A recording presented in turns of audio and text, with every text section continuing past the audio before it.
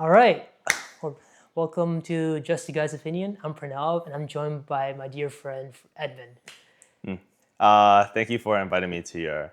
Oh, thank you for having me over. I know it's a lot to take out time of your schedule to have someone over and do like a podcast. Not sure something you do in like your normal day, but I really appreciate you having me in your gorgeous house, by the way. Oh, thank you. But without further ado, would you like to introduce yourself, Edmond? Okay, well, hello everyone. My name is Edmond, and I am currently 20 years old, and I go to the same school as Pranav. That's how we met each other.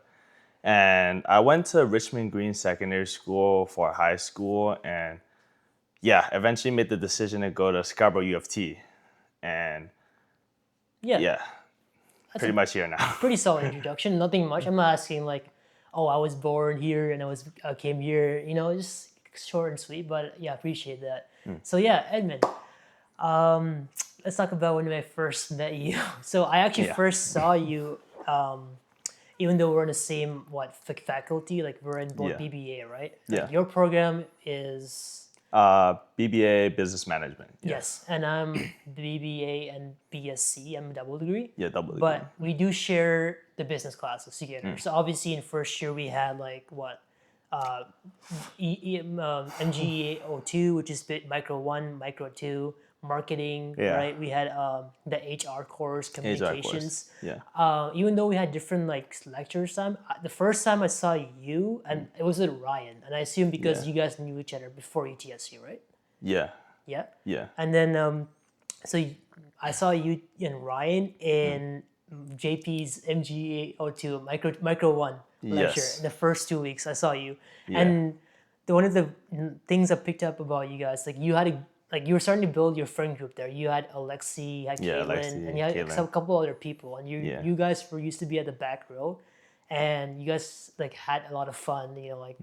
Not essentially in that class maybe, but like Yeah. like just like socializing and all that. And then that's Yeah. what I grew my attention towards you guys. And I just couldn't find the right time to introduce myself. And I also was going through like the transition from high school to uni, where Exactly. you just hit by it's basically a hit to the face because you like I don't know how about you, but for me like they made my own timetable and I had no choice in what my timetable was. So some days I was there from 9 a.m. to 9 p.m. And basically I was getting burnt out by the week because I couldn't find the right work-life balance for me to that's like fair. progress, in first year. I'm sure Yeah. as well as other people had the same problem. But Yeah. first semester, first year, like I had no time for socialization. Like I was just trying to catch up with school, stay on track with all my and like keep my grades high. But Yeah. that's another story. But yeah, so tell me how did you meet Ryan? First How of did I all? meet Ryan? Yeah. To tell you the truth, honestly, I kind of forgot. Like, Ryan, if you're watching this, no disrespect, I kind of forgot how I met Ryan. I think the first time I met Ryan was, like you said, like in econ, right? Oh. But then we started talking more eventually when the three of us plus Alexi took what was that course called? The HR course. Communications. No, not communications. The one with Professor Punny. No, not Punny. Shawarma. Shawarma. Yeah, shawarma. And GHBO2, managing people in communication. Yeah, Organizations. exactly. Organizations, yeah. Because like I feel like in econ, when we had for you guys that don't know who Professor JP is, he's Jack Parkinson, and he like it's usually a big lecture, so you don't get a lot of time to like talk to other people. Yeah, right? it's basically like a first year course where, a lot of BBA students are forced to take. And Exactly, yeah. obviously, this classroom size is very big. So you're talking about like 100 to 250 seated classroom and one instructor at the very know. front of the room. So Yeah. not much to like socialize, but like it's the way that the class is meant to be taught. I know, yeah. But then, yeah, once we like met each other in, I keep forgetting what it's called. The one with shawarma. Yeah, the BO2. Yeah, BO2. It's Yeah. basically an HR course for people who don't know. Like we're one of our mandatory courses, and Yeah. I realistically That was mandatory, right? it was for me, so that's why I I took see. it. But Okay, like, then I'm guessing it's mandatory for me too. but basically, well, I'll just keep it short. before I let you continue on. But the story, the course basically teaches you how to like become like a civil person in a community, like Yeah. in a business, how to like act, how to be mindful, like stuff that I was taught by Yeah. common sense. But like, Yeah. some things need to be taught actually. So, Yeah. Wow. That's pretty good. but yeah, so you met Alexi and Ryan in BO2. I swear you met them before, in maybe in first year. Like, how did your first year go at UTSC actually? So in my first year, it was weird because like when you said you didn't have much time to balance, like I understand in the sense that like our timetable was kind of like picked for us from like the school, obviously, right? Like, but like I felt like I did have not a lot of flexibility, obviously, but a decent amount where I get to like make friends and stuff like that, right? That's good. Like, Yeah. did you have like? I assume they get breaks or like you're a pretty social person yourself, so you know. No, honestly, first year, I feel like first year I am a social person, but once I like make a friend group, I was more set on that specific friend group, right? It's not like I That would makes like sense. branch off with another friend group. But like I would talk to like one person, but then not the other people in that friend group, right? And then talk to another person, and then not the other people in the friend group. So I know like specific people in like each You friend just group. vibe with the Yeah. people you connect to with the I most. connect to. Yeah. So like I assume did you when you came to UTSC were you the only one from your high school that went to UTSC or was it? No. So shout out to my friend Marcus. Marcus Tag, if you're watching this. But Marcus, he and I went to the same like rich high school, which is like right outside Yeah. here, right? Yeah. And then it's funny because Marcus and I, we went way back in grade 9. That's the first time we met each other. But then after COVID hit, right? Like everything went dead silent. And then, yeah, I remember everything was online, class was online. And it was weird too, because like, I mean, to be fair, like when COVID hit, I was still an introvert, right? But where I was trying to get at with this is like, after like my class ends online, I would just go out to walk in the park, right? And then I would listen to music while I'm out in the park. So I do a lot of things that is like introverted and to myself, right? So that's why like I wasn't close, even though I was close with Marcus in grade 9. Once COVID hit, then boom, like I Yeah. just became like Makes sense. myself again, right? Like everything is done myself, Because no connection. even with if you wanted to hang out, you couldn't. Exactly, yeah. Technically you can, because like, obviously FaceTime and stuff like that. But Yeah, like I wasn't much of in-person a stuff. yeah. But then, yeah, in grade 12, you know how like you have like spares in high school, Yeah. right?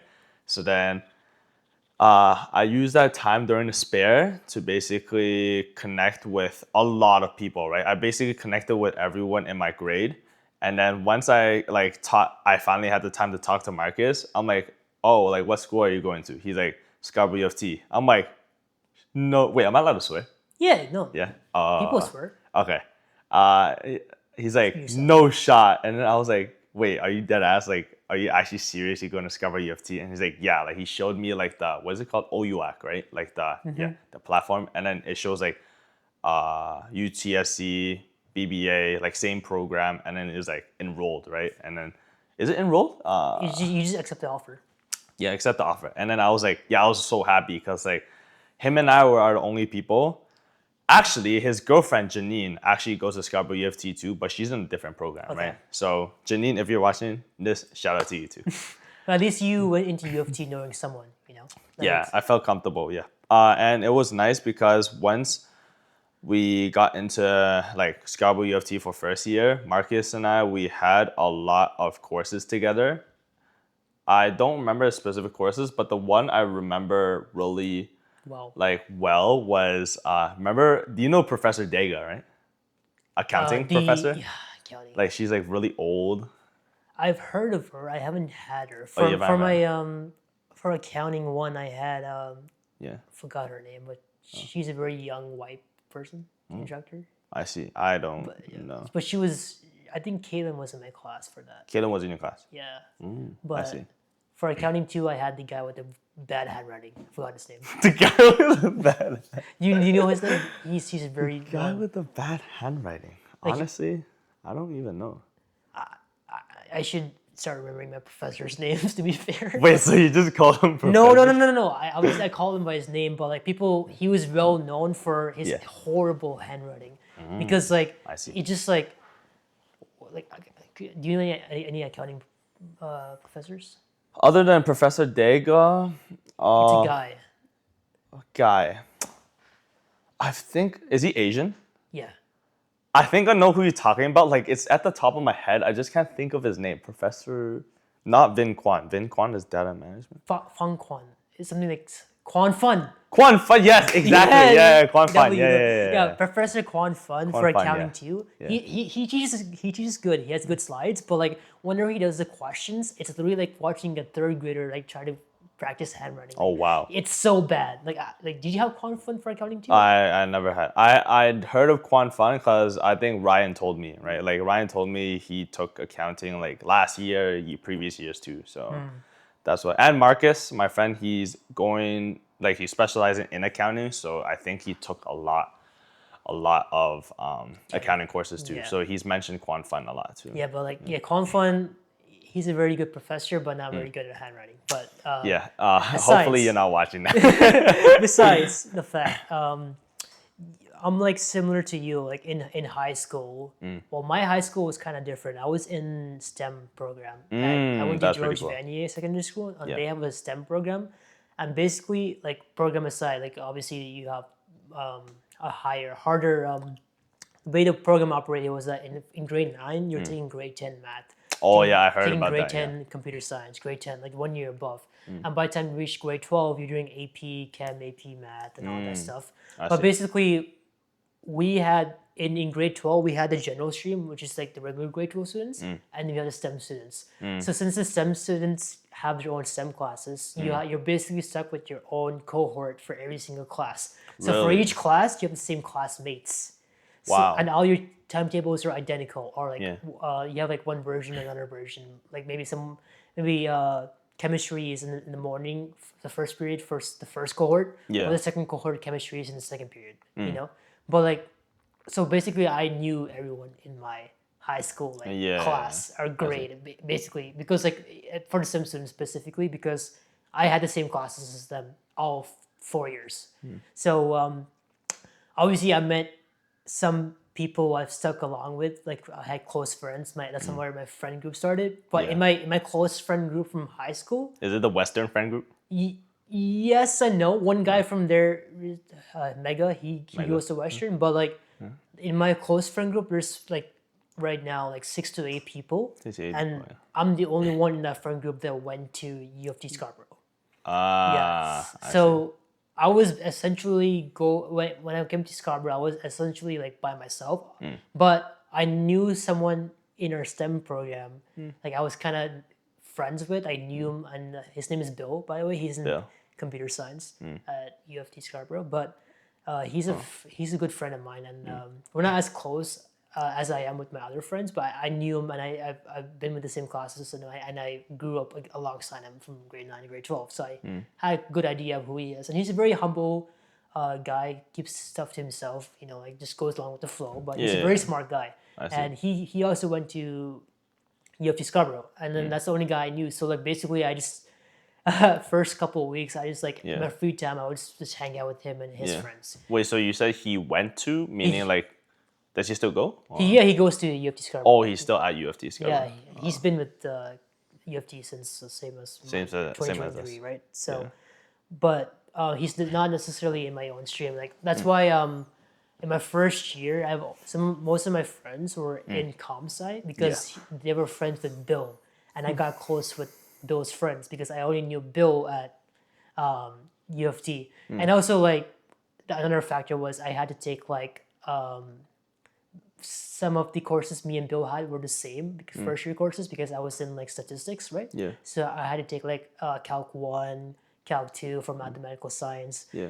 discrete math, linear algebra, like all those classes I had. Bill was in the same class. as Bro, me. linear algebra, I can't with linear algebra. Yeah. So like it was a huge like learning curve for me, but also a lot of pressure, and that's why I had a lot of burnout by the first semester. But yeah. seeing the BBA students having fun and like having a life outside, that was what I wanted to aspire to. And I saw you guys, and eventually, like thank God, the roads collided when we had the same class in BO2, Exactly. and I had my best opportunity to introduce myself and like get along with you guys. And Yeah. Alexi, he's in accounting, and Ryan's he's also in finance too. Finance, yeah, I think so. Yeah. But yeah, that's where we started, and until then we've been in contact, since Exactly. Yeah. since second year, and know. now we're about to Graduate graduate. soon, which Yeah. is crazy if you're looking at it. Yeah, But you, it's- you have 2 more years, 1 more year? I have 2 more years. I 2 have more years. since I'm in co-op, I have 1 more year, right? So Yeah. it's 4+1. But you're graduating soon. I'm about to graduate, yes. Which So- is kind of, I don't know, like cause like mom, dad, if you're watching this, I kind of did mess up on my school pathway in the sense that I dropped a couple courses, so I have to take. Hey man, no, Yeah. you're not forced. You're not obliged to let's graduate in university in 4 years. Everyone's on their own path, right? Like if you go at your own course, take your courses, do your stuff. Yeah. The big accomplishment is graduating, right? Like Yeah. 4 to 5 years, even 6 years, but it's still, like it's still part of your life. You're just figuring out who yourself are. Yeah. You're right. What I actually want to start at first was that why did you choose BBA at UTSC? Oh, why did I choose to be? Yeah. Okay, that's a good question. So, originally in grade 11, I wanted to follow every Asian household's like dreams, which is obviously engineer. doctor. Yes, exactly. So then, during like the summer of grade 11, like that's like after grade 11 finished, like right before going to grade 12, right? My mom hooked me up onto her like doctor friends, right? And then like told me like, oh, if I'm going into like trying to do MCAT, MCAT, Yeah, right? yeah. Yeah, doing MCAT, you have to kind of like follow this bridgeway while maintaining this grade, while like having good extracurricular that's science related, so you could enter a science program and Yeah. then build off from there, right? So then, yeah, I was like pretty locked in, but then like looking at the grades part, like I know I'm not much of a smart student, but I wouldn't say I'm hardworking too. I would say like if I'm interested in something, then I would like branch off into that. Well, right? the question is like you mentioned, like I also grew up in the Asian household, Yeah. and like obviously when I was in grade 12, I was figuring out what I wanted to do. Mm. The question is, what I'm going to ask you is like, were you forced into like, hey, doctor, computer science, or were you like actually showing interest? Yeah, so I did kind of say it to my mom yesterday, like when I was at my mom's best friend's house, but the way I kind of lived life in high school was in Chinese, you say 无所谓. So 无所谓 is like whatever, right? So You go with the flow. yeah, I go with the flow. I'm more of a go with the flow kind of person, but I recommend you guys not like follow this kind of flow. Like my brother kind of does that too, but Everyone's has a- figuring their path out. Especially in high Exactly. school, it's very early to be like, hey, what do you want to do for the rest of your life? I know. right? Like you're asking someone who just became a teenager. I know, And asking, yeah. hey, the next couple of years, it's very important. And whatever you do, you better make sure it's the right decision. Right? Yeah, It's so- a lot of pressure. Yeah, so sense. going back to answering your question, I guess like if science didn't work, like business is usually like the backup options for every student, right? So then, yeah, I literally just did business and applied to like a lot of business schools, right? Like Laurier, TMU, Brock, McMaster, all of that, right? Queen's Commerce. Yeah, Western Queen's Ivy. Commerce, yeah. But now looking at it, I wouldn't necessarily say I'm happy in the BBA program, but I'm happy in the sense that I got to learn a lot of soft skills, like being more extroverted and like having good communication skills, right? Because that's what businessman As we can needs, see right? right now. Nah, I'm not that good. This guy, Like, if you give this guy a microphone and a podium, he could talk. He could keep the audience engaged for days. This is the type of person you are, man.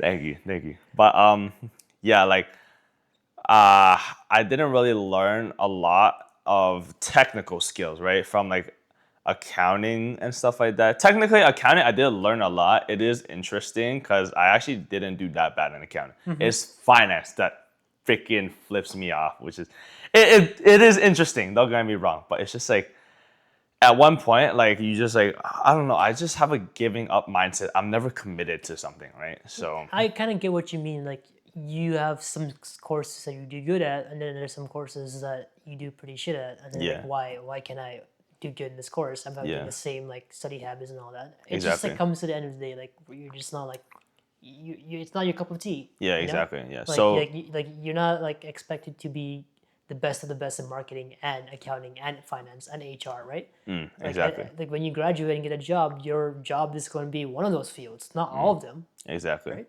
Yeah. But like one thing I could say is like now now that I started like content creating, right? Like I kind of use like business is kind of like a easy pathway where you don't have to, as long as you're not like specializing, you don't have to put much effort in actually studying, right? So like Yeah, but I assume you have some interest in it too, right? exactly. Something So like interesting, I'm basically kind of like studying, not right now because in the summer, like I told you, like I'm working right now, right? Yeah, which But is a good like thing.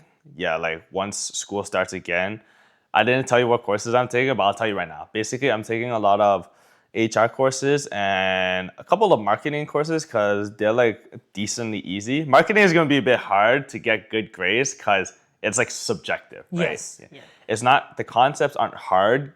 It's The way just you like the apply it. way you have to apply it, like in the way the professor wants.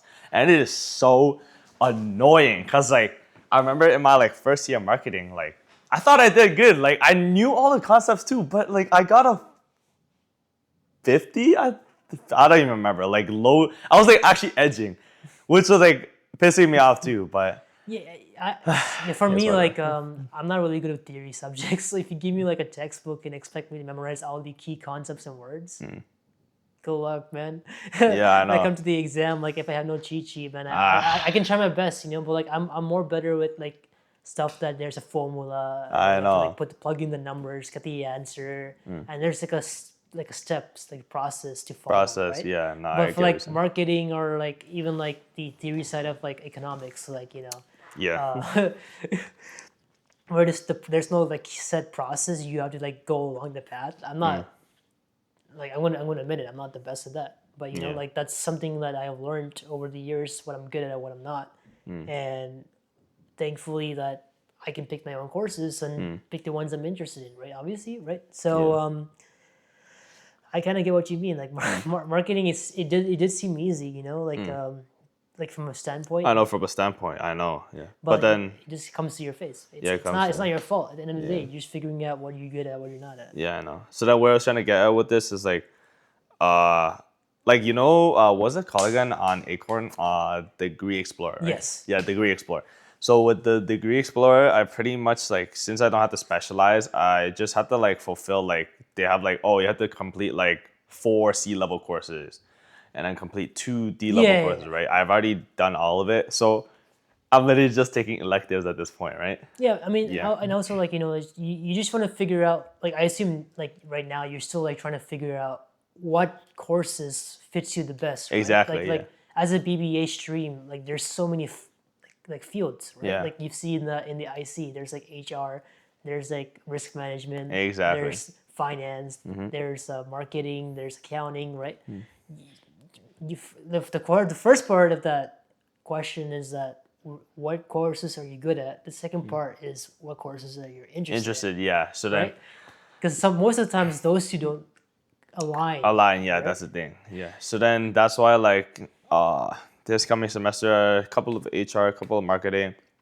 I'm taking a course called Stagecraft, which is essentially doing behind the scenes for like a theater or kind of Hey, yeah. just tell me you've been on a podcast, you could go with the cameras, No, bro. I didn't even know how to like set up. I literally just helped you set up with this.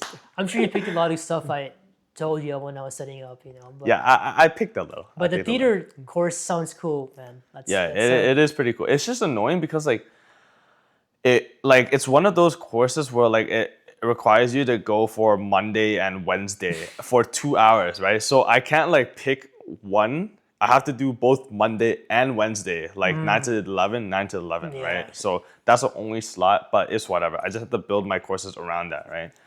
And then I'm taking another course called it's called, I forgot what it's called, but it's related to culinary. So we make like healthy food, which is gonna be fun. I'm looking so forward to that because I've like like I told you, I get like a 9 hour sleep, so I'm trying to like get into more of a healthy lifestyle now, That's right? good, man. Yeah, cooking yourself. That's something that most of us in our generation don't even know how to like work the kitchen. Yeah, Like it's we live in hard. our homes, our moms make the food for all of us. Yeah, exactly. When we Yeah. graduate, live by ourselves, we're just cooked. I know we're cooked. Yeah, that's why I'm so grateful to have like mom, if you're watching this, and my family. Like you guys are like amazing. You guys like provided a lot of stuff for me, so that's why I have to like learn that. Like I know how to technically cook. It's just like I cook There's more no of shame. the The only yeah. thing I know how to do is turn the rice cook machine on. Rice cooker. That's literally me, I know how to though. cook rice. That's all we need, man. We're Asian. We need Yeah, we're rice, and Asian. then Yeah, you it's literally put just add rice, stuff on and it. then yeah, like how I do it is rice, and then you just boil veggies. The hard part is meat, right? You just have to like season Cook the it, but meat, like yeah, and season I don't it. want to like season it too much because more on the healthy side, right? But So from cooking, like it's similar to school. Like you learn through your failures, exactly. right? Like maybe you overcooked one time, you know not to cook it that much next time. Right? Exactly. So, but like especially when you live by yourself, the best time to figure out cooking is when you start living by yourself. You want to figure out your diet, your needs, and also what your tastes are. Right? You can't expect the same level of taste your mom used to make at home from day one when you live by yourself, right? Exactly. Yeah. So it's a learning path, and that's something we all have to learn how to cook Yeah. for sure. But I also wanted to talk about how I wanted to talk about how you felt about UTSC, like the program, everything's All fine. the environment. Yeah, the environment, like your thoughts on that, Like the thing about UTSC is, even though in first year I did find my right friend group, right, which was Caitlin and them, like we're not the kind of friends that like hang out often, right?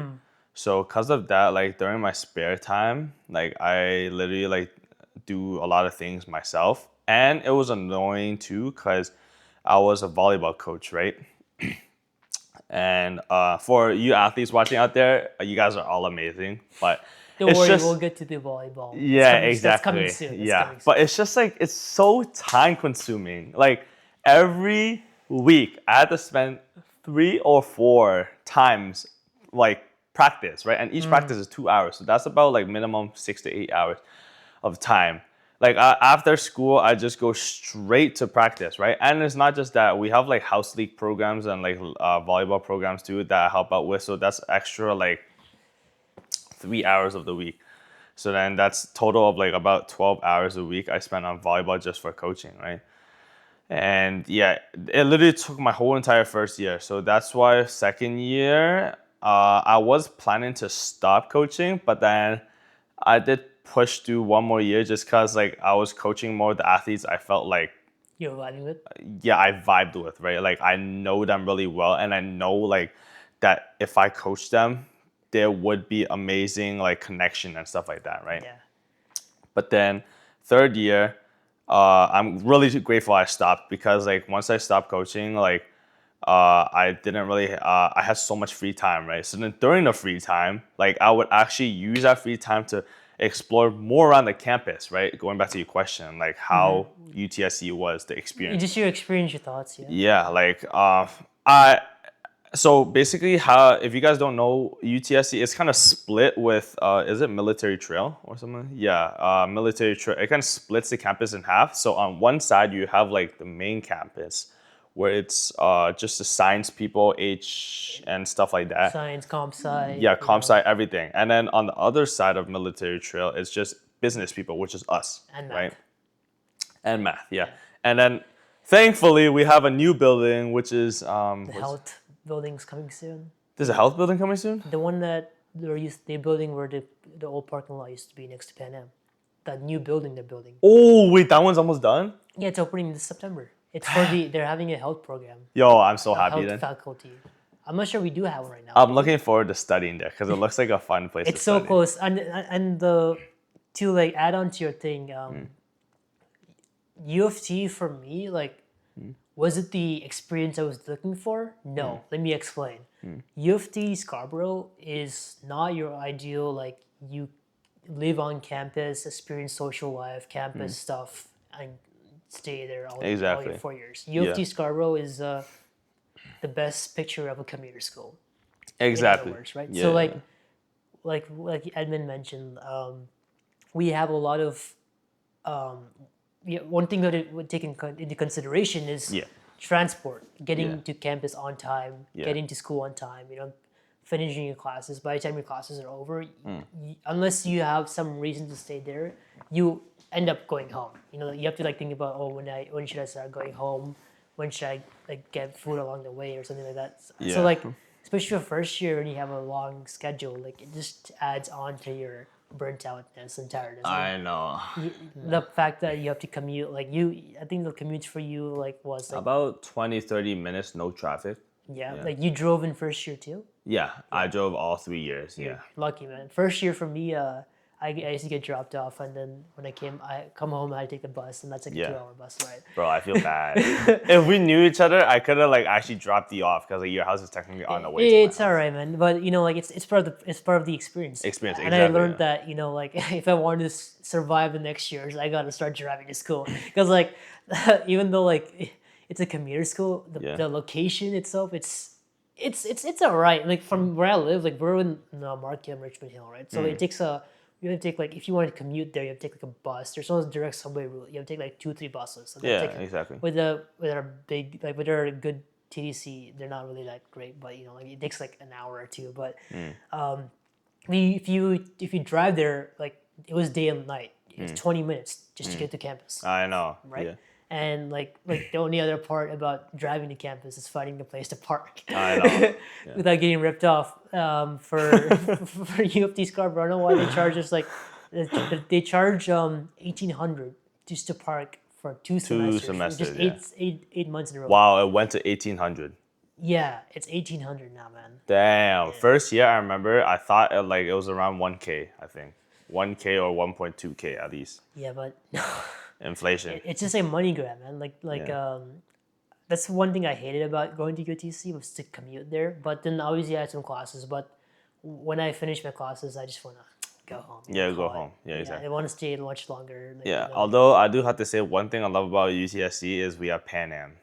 yeah, that's Bro. the other. One thing I regret not doing in first year is like staying more in Pan Am because I feel like even if you stay in Pan Am and you don't do anything, at least you could connect with people that like are like Like-minded. outgoing. Yeah, exactly. Like that, like do sports and stuff like that, right? Like you don't necessarily have to play, right? Yeah. But then in third year, once I got to Pan Am, like I got more into the gym side, right? Like, cause like obviously, like you want to pay more attention to like, how do you say it? Like your looks, right? Yeah, the only thing our tuition is actually worth is the Pan Am membership. I know. Yeah, no, that's literally the reason why like I started hitting the gym too, cause like I was like. I looked at the tuition like breakdown, right? And then I was like, the health and dental, you could like Get a refund. get a reimburse or a refund, yeah. But then like I was like, can you do it for a gym? I swear everyone's been telling me no. And I also went to the Pan Am people like, I'm sorry, sir, but yeah, no refunds or reimbursements. I'm like, are you serious? And it's like 300 a semester or something like that. So then I'm just like, bro, I don't want to pay 300 to Pan Am for nothing, right? So then Yeah. like technically our gym membership is like free, right? But we technically It's like pay for it. $300 for 4 months, which is not that bad compared to like Good Life or LA Fitness. Like, what does that come like? That comes to like No, technically, I feel like LA and Good Life would be cheaper because I swear it's like 50 a month. So like 50. yeah, a it's month. like Pan Am's like what $80 a month. Yeah, so that's like double. 70 to $80 a month. Yeah, but to be fair though, that's only because like it's not just the gym side, but like you could like play drop-ins or like yeah, yeah. they have an Olympian-sized swimming pool. exactly, They have swimming like all pool, the like 10 gymnasiums. They have like a big gym, obviously, right? Then they have the rock climbing. Exactly. Yeah. So I feel bad for all the people that like don't go to the gym, which was me, right? It's basically like a YMCA. Yeah. If you think about it, YMCA. like you're paying the membership for everything, but the Exactly. only our value, like our marginal utility, was just the gym. You know, Yeah. like that's the one thing that we, But if you, I kind of get. I'm not mad about the Pan Am membership, but but like like how our tuition is pretty much expensive now. I know. Bro, they should have, bro, if you guys are like watching like UTSC people, like genuinely, like I'm talking specifically for like what do you say, the board people or something. Yeah, like you guys have to change the way you guys like do tuition. Like make it so like you could opt in for gym. Like it's so like annoying how you guys like make us like opt out of health and dental, and then also force us to pay for like gym and Scarborough's like Campus Students Union. yeah, Or like transportation too. Like I think they take and like that, like the fine. $20. There's like that's like 10 like invoices for like it's just a couple of cents each. I know a couple of cents too. Yeah, I'm like, what the frick is this? Like Car I don't. house or like Yeah. like janitor. Like isn't that your main income? Like you're Yeah. supposed to Okay, janitor. I don't mind because I feel bad for the janitors, Like, right? Like they work hard, so you take there's pennies like 10 on or me. 20 like meaningless transactions. Who knows where the money's going? I know. There's definitely some type of fraud happening. I know. Yeah. But you know, well, keeping that aside, but yeah, but you know, after the getting past the commuter school part, there's some stuff I do like about like you mentioned the gym and you know like I also like how most of my classes are on the business side, and I have to go all the way to like HW or Oh, yes. because that's a big ass walk, man. Big walk. Yeah, I know. It's so funny because for those of you guys that don't know, like Pranav and I, like we're like really like money conservative, so we don't want to spend money on parking, right? Asian So, like-minded, bro. yeah, exactly. Great minds think alike. Exactly. That's why we have a parking arrangement. Yeah. So then, yeah, like I don't know how Pranav and I figured out. Like we both figured out ourselves. We didn't really tell. Wait, did I tell you or did you tell me? I don't You think told we did, me right? the spot, and I was trying to figure out the spot. I did Yeah. think of that earlier, but Oh, so I did tell you. I thought it was a good place before, but I Yeah. was not sure. But when you started doing it, and I was like, yeah. Oh, just yeah, join yeah, But like W spot, you know. yeah. But then now you said that. Yeah, Like, now it's getting heated during summer because you know summer it's so busy, but you're not working there. I think it'll go back to normal in So no more like like no more like cops around or like. no, they just call it parking enforcement, but you know it's during the winter it's more more busy, so they won't really come on. You're right. Yeah,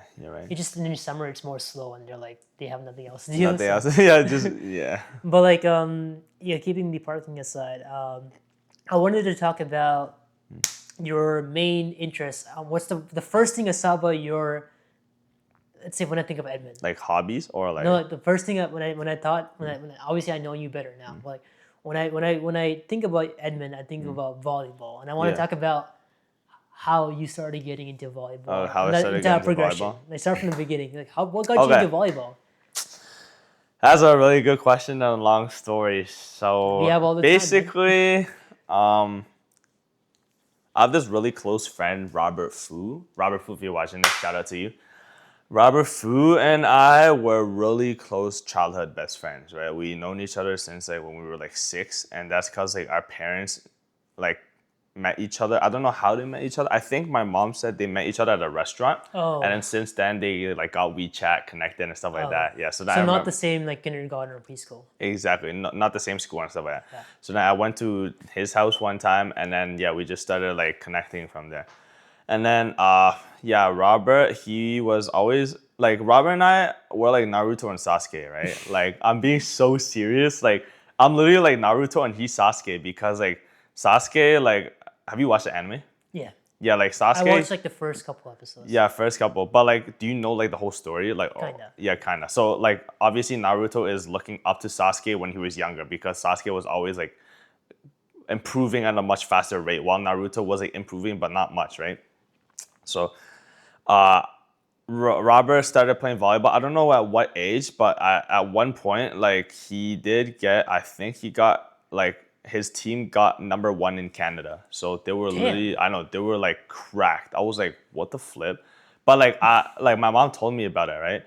And I didn't play volleyball or no sports at that time. Like I was doing swimming. Was this like during like middle school or? This was during like grade 7 or 8. Okay. Yeah, so that was when we were like 16, I think. Yes. No, 16 is Grade too 8, long. 16. Yeah, so okay, yeah, something like that. Yeah. And then yeah, I remember in grade 8. Oh my gosh, like in grade 8, I was such a Fortnite nerd.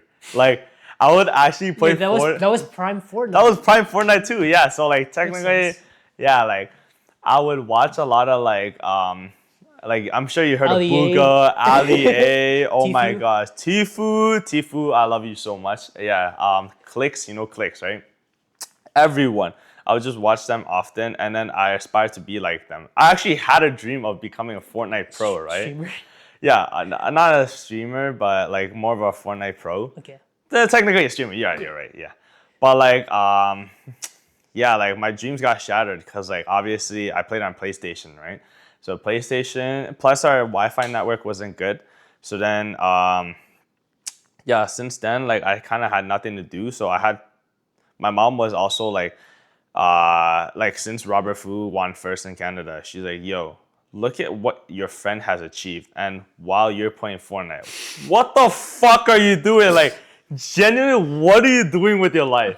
And then I was like, oh shit. She's making like, you like guilt trip. I know she's actually guilt tripping me, but no, like it was a good thing because like she Give me made a me shout like out. yeah she made me realize how like much there is to life rather than a Fortnite, right? Because I felt like as much as I love Fortnite, they were showing like a narrow pathway for me, right? Yeah, which is literally like so hard to become a pro because there's so many pros out there, right? So even if I do become a pro, I'm not gonna really get recognized, right? So yeah, I once grade 9 hit, I started going to tryouts, right? And then were you the same school as Robert? no, Robert and I were not in the same school. Oh, actually, no, I lied. So in grade 8, for school season, yes, school season, I had another friend. His name is Kamir Shavandi. Shout out to Kamir. His father his name is Nadar, and he was a professional Iranian player for volleyball. So then they moved to Toronto, and then for some reason moved to Newmarket because I used to live in Newmarket in grade 8, right? And then yeah, like he was the one that introduced the concept of volleyball to me, like Kamir, right? But then his father was more of the person that kind of nurtured the idea of helping me grow in volleyball. Bro, I remember like underhand serves.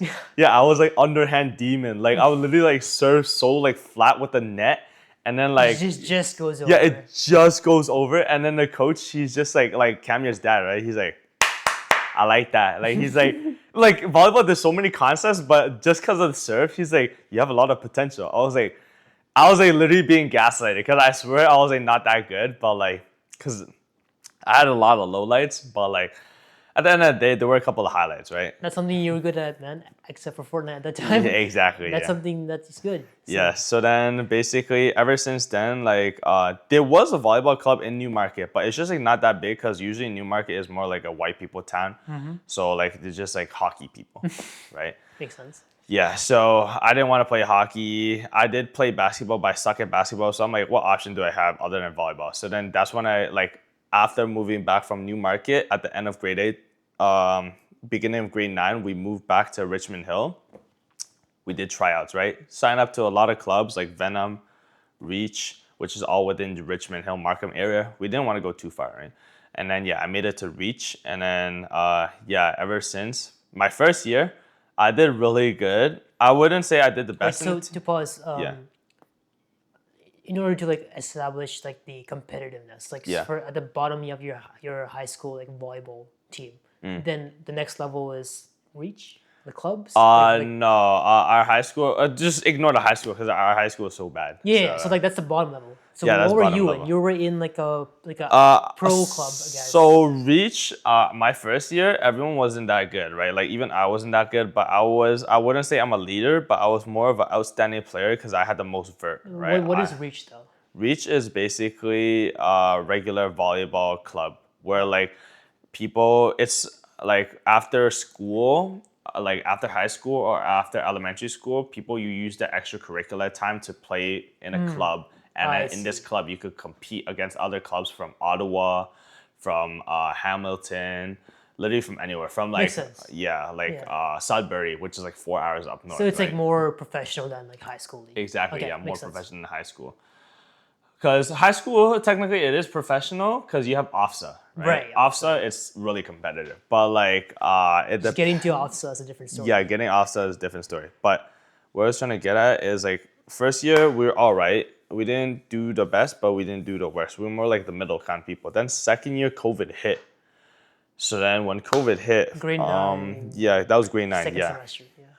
second semester, grade 9 hit, boom, like I also wasn't the kind of person to work out, right? Like in high school, I actually barely worked out in high school, so that's why like even though I had vert in grade 9, like Even if you were in high school, grade 9 is such an early age to work out. to Like work most out of my exactly. friends started working out in grade 11, grade 12. Yeah, Like grade exactly. 9, you're just like becoming like finishing puberty. Exactly. Yeah. Makes pretty early. But you were saying? Yeah, so so after COVID like stopped, which was like grade 11, like we played our high, it wasn't really high performance, but we did get top 9 in Canada, right? Damn, Yeah, so top 9. yeah, it Wow. wasn't too bad, but to be fair, in my defense, I was playing down because Hey if man, you're top 9 is a big thing in yeah, Canada. it is big thing. But like I was playing down, meaning like I'm grade 11 at that time, but I was playing down with the grade 10s because my birthday is December 3rd, right? Okay. And essentially they allow people that's September to December, you're allowed to play down one age group because technically it makes sense that way, right? You know what I mean, right? Because if a grade 11 is playing down, having a December birthday with a grade 10 that has a January birthday, then it's only 1 month difference, right? So that's why they allowed this like playing down rule. I don't know if they're gonna maintain this rule in the future, but I kind of hope they don't because now, like, bro, ever since like I stopped playing volleyball, like club, like I've heard news about a lot of people they're exploiting this. Like they're literally like grade 10 playing down with grade 9s, and like you're literally the best because you're grade 10, right? But technically, like month wise, you're only like older than them by a couple of months, right? But like still, thinking of like a grade 10 cooking grade 9 divisions is kind of unfair, right? But yeah, eventually we got ninth in grade 11. Well, when I was in grade 11, right? And then grade 12 was when I kind of focused more on school, but I still wanted to like have something occupied on my extracurricular.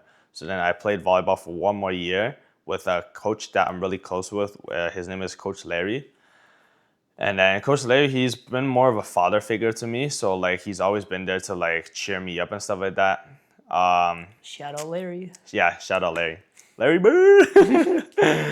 But yeah, I guess grade 12 was more the vibes rather than high performance, right? Yeah. But it's crazy because like when I was in grade 12, right, I played back my age group rather than playing down, right? And then that when I was grade 12, my old team became grade 11. They finally became high performance to the point where like they could play up, like they're all grade 11s, but you're allowed to play in tournaments where it's just all grade 12s, right? But you're just youngest team, and they would still shit on everyone. They just cook absolute everyone. Cause Like prime Haikyuu. no, literally prime high key. Like Cause you like guys got Hinata and Kagayama. no, I'm being so serious. Cause like in grade 11, like I don't even know what the frick happened, but like everyone just turned in like it's funny because grade 9, our team was more Asians, right? But then grade 11, it was less Asians, more white people. And then the white people just, yeah, they're all 6'4". So like, yeah, absolute demons. Like, yeah, it's just a white people sport at the end. Like, you can't really do anything about it, right? And there's some good Asian in the sport, man. Like Yeah, you there's don't necessarily have to be tall to play volleyball. Like exactly. it's good to be tall to become a blocker, but like sometimes you need to be agile to become the libero, right? Right. Exactly, yeah. To be the spine of your team. Yeah, the exactly. back body, right? Yeah. So then, yeah, after my last year, grade 12 of playing, like, I like realized how much time I killed to the point where like I never actually had a job in high school, right? I mean, at least you were having fun. I was having fun, yeah. And like sports is like if you're good at a sport, it's not a bad thing to pursue that path. Yeah, right? Like it's no, I something get you what add to your you're saying. experience. Like you're putting this much time and effort into like something you're passionate about. That's Yeah. what some universities were looking at. It doesn't have to be like math club, right? You're right, yeah. Like But yeah, no, I just regret it so much because like grade 12, it was only study, then practice. Study, practice, weekends, tournaments, right? But yeah, because of that, like never no job. Like I didn't help my parents with any financial like resource or anything, right? So that's one thing I regret. And then that's why like yeah, now I started like locking in, like actually working, right? But I should have started a long time ago. so So you stopped playing volleyball after grade 12? Yeah, like that's when I started coaching, right? Like Yeah, like how did you go from transition, right? playing club to teaching for Yeah, club? to teaching. Yeah, so I mean, like I was always really close to the founder of Reach, right? Because like he did like throughout the years, even though he didn't like coach us, like throughout the like for a season, but he was just there like for specific days, right? So then those specific days, or even he ran like summer leagues and stuff like that, right? Through in the summer leagues, I would go to his sessions, and then yeah, like we just became close like that. So then like when I was in grade 12, I just asked him, I'm like, by any chance, like, is there like, can I look for like a spot in coaching? And then he's like, he's so open. I love him. His name is Andrew, by the way. So shout out to Andrew. He's like, yeah, of course. Like, you want to help out for coaching? Definitely, you're always welcome to. Cause like I've literally been with Reach for like 4 years, so I'm like loyal, right, with And they them. know you, you know If they them. know, yeah, exactly. So then, yeah, now I pretty much know everyone at Reach, and yeah, they've always been treating me nice. And then I did stop coaching. I told you right after third year, but then So like, well, now what age group or like what years were you coaching? Like, did I coach? So last year I coached grade 10s, which is like 16 youth, right? okay. And then the previous year it was the same team, but they were just like grade 9s, right? 15 youth. Yeah, so that's why like I wasn't gonna coach like the second time when there were 16 youth, but like I realized it was like majority of the people I coached before, right? So then I'm like, fuck it, just one more year, right? Just thug it out, yeah. But then yeah, this year, Did you enjoy coaching?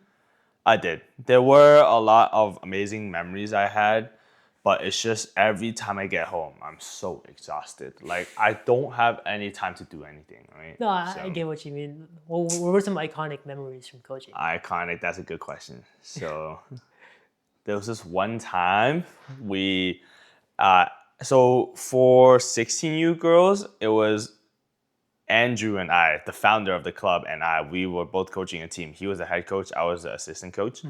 And then we played against this Markham team called Markham Revolutions in Sudbury, which is 4 hours north, right? Damn. It was crazy too. Why two Markham-based teams playing in I Sudbury? know, that's what I'm saying. Like, no, like the way it's called OVA, right? Like Ontario Volleyball Association. Sometimes they just like send us to like far places, right? So then yeah, like it was for pre-quarters too. No, not pre-quarters. It was for quarterfinals. We played against Markham Revolutions, and like playoffs. Once you're dead, like you just go home, right? For the last set, like we beat them the first set, they beat us the second set. For third set, they were leading like 14-9. All they needed was 1 point. We needed 5 points just to catch up, right? If we had 6 points, then we won, right? But it's literally like hard to convert like into a 0-5 run, right? Like in volleyball too, because like the momentum, it's just like it's so like There's so much pressure. yeah, so at much that pressure, time, right? yeah. Like I played sports too. I get what you mean. Exactly. There's so much pressure for us because we need to get 5 points, right? So then Andrew and I, we kind of didn't really say anything at the end because we felt like if we say more stuff to the athletes with so much pressure, they break down, right? So then we just like we just shut up. But then we were looking at each other like this, like we kind of like told each other like when he looked at me, I kind of got the vibe that like he's like, oh, it's wraps for us, right? But then when I was looking at him, I was more like sending a signal that like it's not over yet, right? And then yeah, it turns out like one of our athletes when she went to serve, she went crazy. Like her name's Julia, right? Boom, boom, boom. Like she just goes like three serves or like a something. jump serve. Yeah, bro, she jump serves. It's like rocket bullet serves too. Those like girls on the other side, they're like, what the fuck, bro? Like they've seen her serves, but like it's never been that crazy, right? Some people just play really good under pressure. So it's because Julia also plays tennis. Oh, So that's why she has that like freaking like rocket like arms, right? Makes sense. Yeah, because tennis you have Overhand crazy serve, yeah. yeah, overhand serve. So I'm kind of grateful Julia played tennis because if she didn't play tennis, She like clutched up. yeah, she clutched up crazy. And then it wasn't just her; it was our whole team, right? Yeah, So yeah. shout out to our whole team. And then yeah, eventually we won that game, right? And then I felt bad because the coach on the other side, she was like literally like she didn't crash out, but internally you could see her. She's like, "What the fuck? How the fuck did we lose to like such shitty ass people, right?" Like, Hey man, like Yeah. it's a sport thing can go up and down, right? I know. You know, like one moment you're like 10 points ahead. Next Yeah. one when you're losing, right? Exactly. So that was our best moment, but a crazy low light So you we've made it had. to like semis then. No, in that tournament we made it to the finals and won gold, so which was good. Yo, Yeah. that's Yes. clutch, No, man. but it was funny because like quarterfinals was the hardest match. After we made it to semifinals and made it to did I lock the door? Oh, I did. After we made it to semifinals and made it to finals, those teams were easier. Yeah, because sometimes you know how like sports, it's Yeah, kind of like process of elimination. yeah, World Cup, right? It's like literally like Portugal versus Croatia at like the quarters, right? Like yeah, like and then yeah, some teams just get matched up differently, Yeah. right? Yeah. So then we just got Hey man, yeah, they I don't won know. gold because of your coaching. Nah, it's all Andrew. Shout out to you, Andrew, and his recommendation right here. Yeah, I mean, I'm just there for just emotional support, I guess. But yeah, a low light. It's the funniest low light too. Like I don't even know how the fuck it happened. But this is one team we played. They're from Durham, right? They're called Durham Attack. It was months later, ever since that gold, or was it? Yeah, it was. Yeah. And then at that tournament, Andrew couldn't show up because he had like something important, right? So then I had to lead the team, and it was nerve wracking. Like I haven't really like led a team myself, right? Like I usually need backup, right, So it or was your help. first time by yourself. First time leading a team just by myself, right? And then it was crazy too, because like we were playing as one team in in quarterfinals in that tournament. They were from Milton, right? It's called Milton Edge, and they have like athletes where they play high performance. Like, we have this program called Team Ontario, which essentially they gather the best athletes in Ontario, right? And they had a couple of athletes that played on Team Ontario on that team. And on our team, we have no Team Ontario players, right? So statistically speaking, we should have lost, right?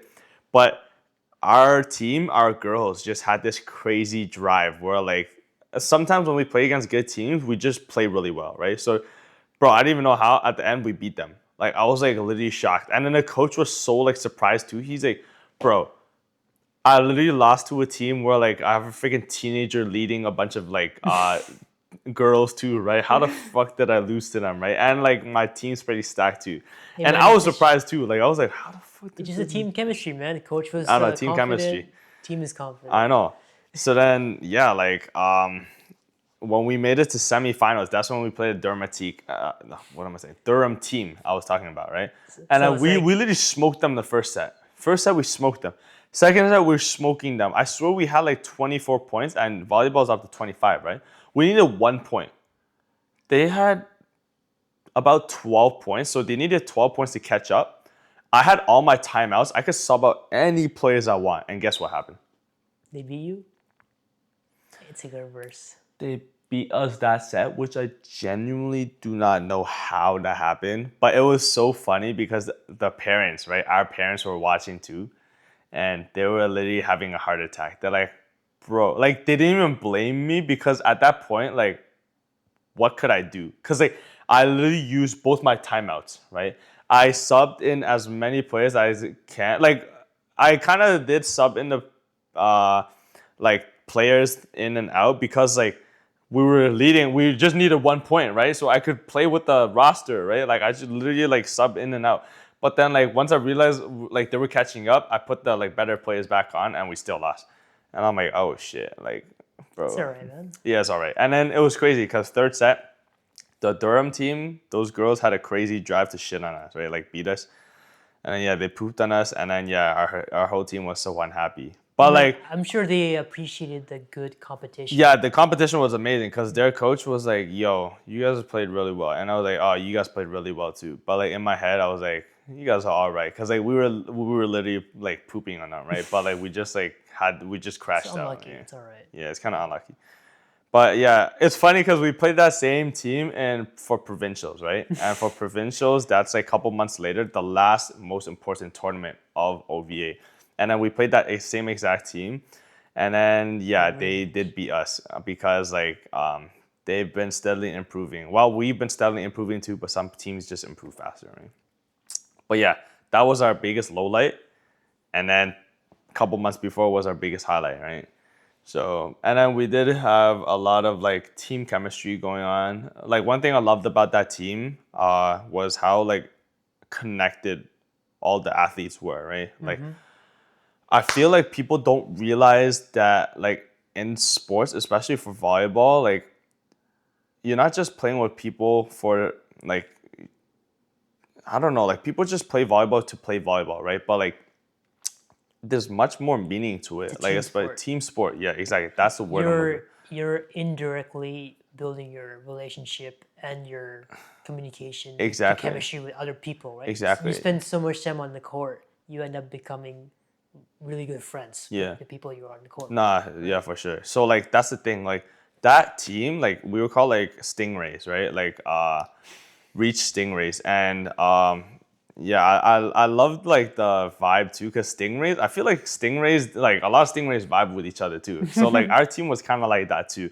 So all the girls, they treated each other like sisters. Like every time someone feels down, they're always on each other's back, encouraging each other, like positive affirmation. I was like, wow, this is a team, like it actually like touched my heart, right? I was like, this is a team I like needed to coach, right? And Like also, I like felt like I was in a when there's times that you guys are your lowest, you have people to help yeah, each other come back for up, you. Yeah, right? they're always like It's a- on each other. I'm like, I actually love this team so much. Like I've never been more grateful to be with such like a comfortable team, Amazing right? team. Yeah, but then yeah, obviously the following year, like everyone like left, right? Yeah, but it's like they don't just treat each other like sisters; they treat each other like family. Like they always like also like do a lot of like outside bonding activities, right? Potlucks, Yeah. yeah. So then yeah, like that's the thing with volleyball. It's not just about stuff that happens on court, but also the stuff happens off the court, right? And So even though, like you mentioned, like how everyone goes on with their lives, the most exactly. important part is keeping the connections down, right? Like I assume that you still like keep in contact with those people, till this date, you know, Yeah. maintain Not that. honestly, I barely keep in contact with them, but I do see them because like the volleyball community is really small, right? Yeah, So if you're at a tournament, the odds of seeing anyone is really high. So that's why like you don't really keep in contact with people that like play volleyball. And, like everyone does. I'm just not the person to do that, right? unless like you're really good friends, right? Like you Exactly. hang out, like you mentioned, you're the coach. They're in a different age group. I'm sure Exactly. they kept in contact, or they're Yeah. still good friends with those teammates, Exactly. right? But for you Yeah. as the coach, you know them as your students, Yeah, right? students, athletes. Yeah, Yeah, exactly. and you did build that bond, and it sounds like you had the best time of your life. It's Yeah. literally like you're narrating the events of Haikyuu, like the first season. No, literally. Like, yeah. I haven't actually watched. You watch Haikyuu? Yeah, that's my first anime, bro. Really? Yeah, Damn. I see. yeah, But no, actually, okay, I lied. I did watch Haikyuu, but like I stopped season 3. bro. Like, Finish which it, is bro. should I actually? Okay, I'll All finish stories it. must come to an end. Okay, that's fair. That's fair.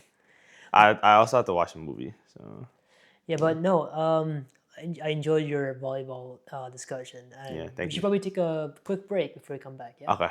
Yeah. Okay. All right, back from our break. Yeah, back from our break.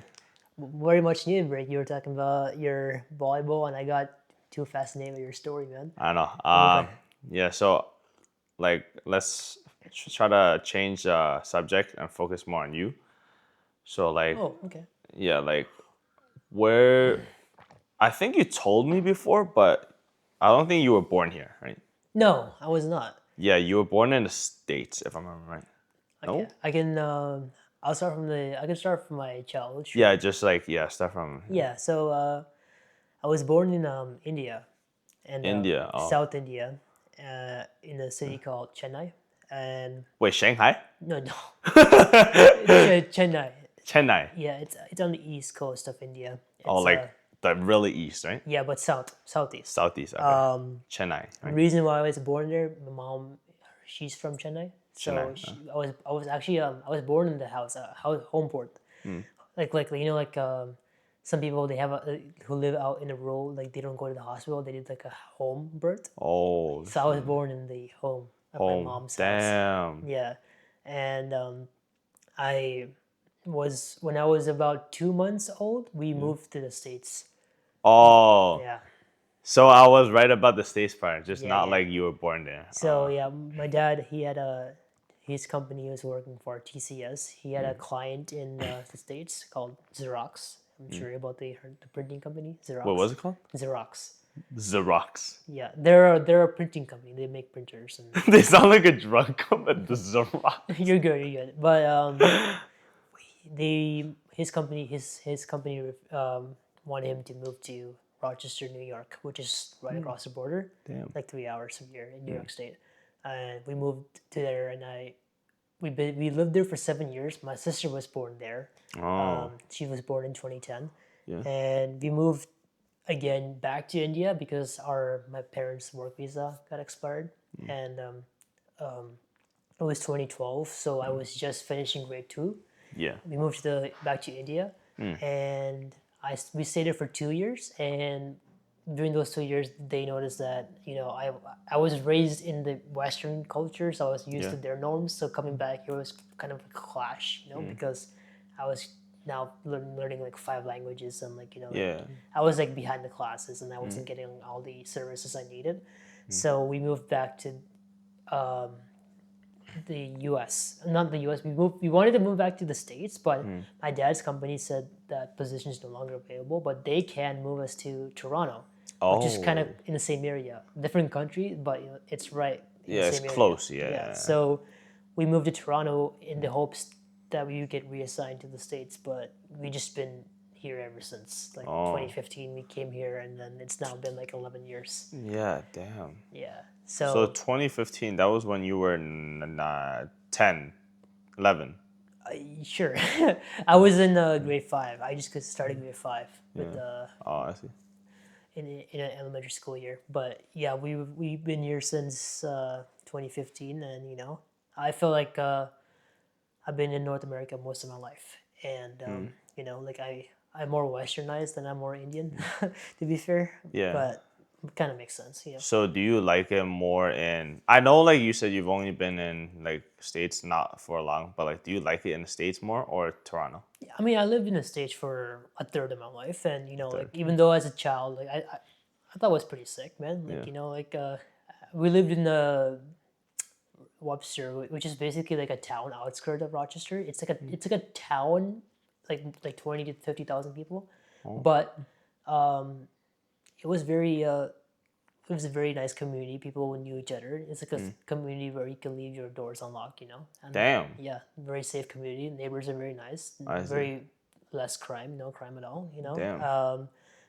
I made a lot of friends, and there were the school I went to. It was like what, like maybe like 5 kilometers from my house, but the teachers was very nice. And I had like when I was young, I had a behavioral problem. I had trouble listening to people, and I had trouble like communicating, so I had to go to behavioral and speech therapy. But the people at school were so nice, and I with their help I was able to like communicate and like talk my first words. Yeah. Like when I was in first grade, which is very late for people. Usually people start talking when they're like a baby, right? I was very quiet, and I only knew how to make a ruckus, be a huge like pain in my parents' butt. But 1 minute to put things into perspective, like 1 minute I'm here, next minute I'm gone. I know. They had to put in grade 1 they had to put like a weighted like chest, like a vest on me, Vest? Whoa. just to make sure I sit down during like waiting time, because like I used to run around like the classroom the entire time. I was not so funny. Yeah, I was not like even if you told me to sit down, I would not listen to you. Yeah. Yeah, so like there were like teachers like, all right, we'll have to like help him, like learn, but learn, kind of like rough. So they gave me a weighted vest, and I couldn't like stand up. So when I wanted to stand up, the teacher just comes over, take it off me, and get up. But yeah, made a lot of friends. I do have like now, like obviously I've long gone. I've forgotten the most of my classmates from grade 1 and So grade 2. I think you can't really keep in contact with any of them. Right? Yeah, and like we didn't have social media back then, to be Yeah. fair. So, but I had like 1 or 2 core family friends that we still have in the same town. We still visit each other every year in the summers. So That's pretty nice. yeah. How about you, man? What's your journey? Like my journey as a childhood. Yeah. So I was born here, I believe in I actually don't even know if it's Scarborough or Toronto, but I think it's Grace Hospital, I think. And then when I was born here, I traveled to China back and forth. I didn't even know at what age, cause like Like on vacation or just to like shift and live there? to shift life, I guess. But like it was like for a short duration too. It wasn't for too long, right? Maybe a year or two. So I actually don't even remember if So it was was it a like year for or your two. parents' work or? No, it wasn't for parents' work. It was with my grandparents from my father's side, right? So then we would go to this place in China called Foshan. And then yeah, Foshan. I was just there for maybe kindergarten or something like that, and then be back. And then same thing, right? Back and forth. But then I think like throughout the time, sometimes it's with my mom's parents, sometimes with my father's parents. So my father's parents, they're more on the Cantonese side, right? Because Chinese is like Mandarin and Cantonese. So then when I'm with my father's side, obviously more Cantonese, and with my mom's side, more Mandarin, right? So what cities are your parents from? What city? So my mom, she's Guangzhou. Guangzhou. Yeah. Yeah, you've heard of Yeah, I Guangzhou, know right? Guangzhou. Yeah. And then, like I said, my dad's from Foshan. Yeah, which is a place right beside Guangzhou. Okay. Yeah. So then that's how my Both are mom. like southeast of like mainland China. I'm so bad at Okay, geos. they're Like, like yeah. on the coast, kind of. Yes, I guess so. West Southeast. of Shenzhen. You know more China geography than me, okay? But yeah, I really gotta study my China and It's all right, Chinese. man. But yeah, going back to the story. Like nowhere near Chongqing, right? Yes, I don't think so. Yeah. Yeah. So like south of Beijing. Right? Because I remember, I think I went to Chongqing last summer, right? And Chongqing's like very deep inside China. It's like you have to yeah, go very, very far in. I West. swear, like when we flew a plane, I don't remember if it was directly to Shanghai or directly to Guangzhou, but like it did take like a couple of hours. So that's why it's not close. But yeah, like throughout my years, it's always been back and forth. But then I think like once like kindergarten hit, then I was just in Ontario, specifically in Richmond Hill, right, which is right now. So then, yeah, this is one elementary school called H.G. Bernard, which is close to Richmond Hill High School, which is really close to here too. It's like literally a 10-minute drive.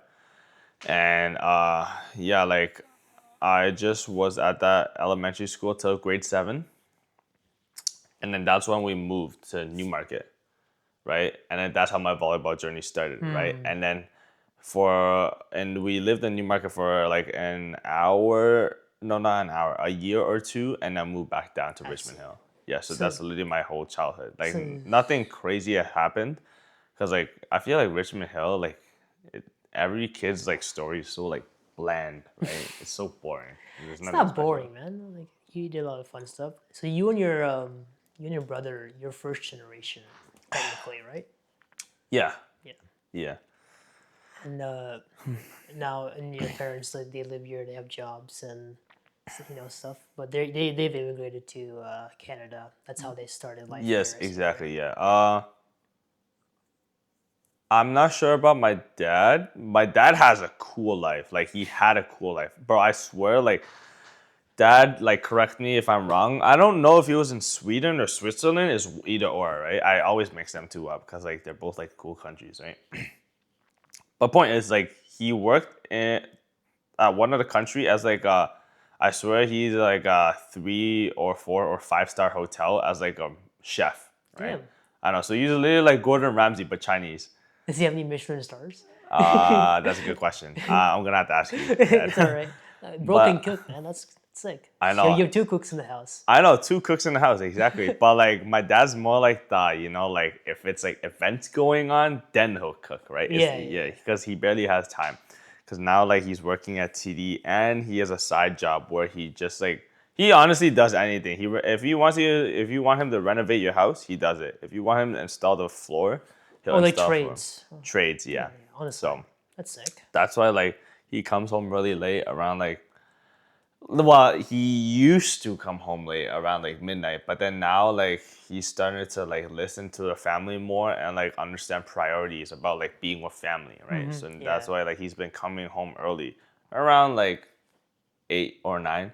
So yeah, I'm really happy that like my dad's kind of like listen to, because that was my mom's suggestion, right? Yeah. Because my mom doesn't really feel like comfortable being alone, right? Right. Yeah.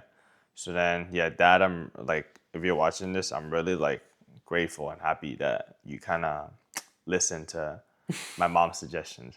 So, yeah. It's all right, man. Don't worry. But yeah, you've been in Canada most of your life. Do you have any like aspirations to like, Go to China, or even like travel the world, or like travel the world. you do you want to settle in Canada, or like you want to like settle in I China? think I do want to settle in Canada, but ever since my 2018 trip to China, just for the summer, it's so cool for those of you like Chinese watching this. Like I don't know if you know, but it's so niche. So that's why I don't know if you know, but 中国. like yeah, 中国人, yeah. But basically, I think I told you, but there's this like summer camp trip where it's funded by the Chinese government. So it's literally free for Chinese students, right? But you have to be in North America, right? So it's for the North American Chinese students, and they just pay for the plane ticket to get to China. But then everything is covered by the Chinese government. But you're just at that camp, you meet like random people your age, and then you just take a tour around a specific region of China, and you learn about the Chinese history, Culture. Chinese culture, but only in that region, right? So like that's why like there's so many different regions, so many programs, right? So it's niche because I feel like it's more like a word of mouth kind of thing, right? Like you could technically share it on social media, but like I feel like not a lot of people talk about No, it, which it's also good to keep it on that low, right? no, like what I meant is like the idea of like the government helping the not necessarily Chinese born, but like Chinese origin Origin, yeah, people to learn about their country and culture. yeah, It's also a good thing to know where you're from, right? Like exactly. you can like completely settle in like a new country, but your ethnicity can be Chinese or Indian or Italian, right? But if you like end up like settling there forever, like generation by generation, they're gonna forget about your ethnicity, Yeah, right? exactly. So it's very important to stick to pass those ideals down generation by generation. Yeah. Yo, I'm so happy they like signed me up for that 2018 trip because like before going to that trip, no offense to all the Chinese people, but like I actually really despise Chinese culture, right? Like I swear to freaking gosh, like I hated Chinese songs. I hated everything about. I hated Chinese. Okay, I didn't hate Chinese Chinese food's food. so good, Chinese bro. food is good. I didn't like it though. Okay, but after coming back from 2018, it's like a whole new me. Like I literally started listening to Chinese music, like Jay Chow and stuff like that. I started watching like Chinese drama, like specifically more in like honestly anything. But like I feel like my mom, like I like to watch it with my mom, and she's more into like the romance and drama side, right? Like so yeah. I watch a lot of that, and I feel like if you watch a lot of TV shows, you learn a lot of Chinese, right? Because you're Yeah. literally just reading the subtitles, right? So then, yeah, I've learned a lot of Chinese coming back from the 2018 China trip from listening to music, watching TV shows, and then yeah, just actually applying that by talking to family, right? Yeah. So wow, it's been a crazy like It's journey like you just built that connection again. Like initially, you despised everything Chinese exactly, for some reason, but now you've actually like when you actually been there and understood their cultures and like exactly. been in that community, you built that connection to your Chinese heritage, Hmm. which is a pretty good thing, you know. And obviously you have like just big events in your year. You have Chinese New Year in February, right? Exactly, Lunar yeah. New Year, you know. Yeah, to be fair, I'm not honest. Like, I'm not a big fan of Chinese New Year. Hey man, I like the I mean like I'm gonna sound like racist or biased, but like you know the Yeah. dragons and all that. I like seeing that Oh, show. You know, like yeah. I know you guys are celebrating something, but do you essentially know the roots of Chinese New Year? Like The why do roots. you? Oh, like why you celebrate? Yeah, what's like the big story behind that? I honestly have no clue. Like, there's so much history in China that like I literally like don't even know. I guarantee like a percent at all. Like I know a lot of dialect of Chinese, but that doesn't necessarily mean I know the culture, right? I know culture more of the modern side because music and stuff like that, right? But I'm not like touched with the history. I see. If you want to know more about history, then ask my mom. I know like I know a lot about Chinese history Like the during dynasty, right? no like, maybe some dynasty, but I know a lot about it during like post World War II or during World War II. Damn. I'm a big history fan, so well I know like if you want to get into it, but we could probably not. But if they used to China used to be ruled by the Republic of China, right? Oh, And Republic. then, Yeah, I heard like they about it. were invaded by the Japanese. Then you have the all the China is made up of a lot of cliques or like warlords, right? So No, the yeah. Shaanxi clique, the Guangdong clique, the Guangxi clique. You know, we have a lot of basically the cliques. They joined a faction Yeah. to like the Chinese United Front, like, Yeah. to like combat the invading Japanese. Like because Japan had back then, Japan already had control of Korea. You had some parts of Manchuria, which was controlled by Japan too. Yeah. Bro, I'm getting educated by a non-Chinese person. Well, like this is like This is so fun. No, I like it. I like it. I just find it so funny how I'm getting educated by a non-Chinese. this is like modern Chinese history kind Yeah, of. you're right. Like I don't really I know like there was what was that famous like dynasty, Chang? Chang dynasty, and like you Yeah. have the other dynasty, Tang Dynasty. Right? the guy who killed like so many people. I forgot his name. Yeah, I don't even know his name. Yeah. But like I respect that part, but I'm like I mentioned, I'm more of a historic. No, I really like modern wars, and that's something I learned over the years. So obviously, like I mentioned, since like the Japanese war, it actually started before World War II actually started. Like the Japanese invaded the Chinese during like 1937, 1936. Yeah. And the reason why is because obviously Japan was Imperial Japan. They were not a monarchy. They were imperialistic. That was their ideology, right? So like they were basically like taking control by force of other countries just to expand their empire. Yeah, So you're right, they obviously they had some beef with the Chinese, and then you had the Chinese United Front, where you had the communist Chinese, you had the warlords, and then you have the Zhang Quan, or like the leader of the Republic of China. I forgot his Yeah. name. But like, and then eventually when the war ended, China had the civil war with the Civil war China, with- the communists, right? And then Yeah. eventually the Republic of Korea became Taiwan, and we have People's Republic now. But Damn.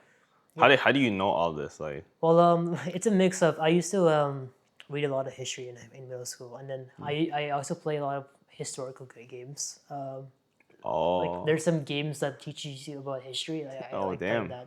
I know a lot about European history during World War II too. Like how the Nazis came into power, how they invaded, took over control of most of Europe.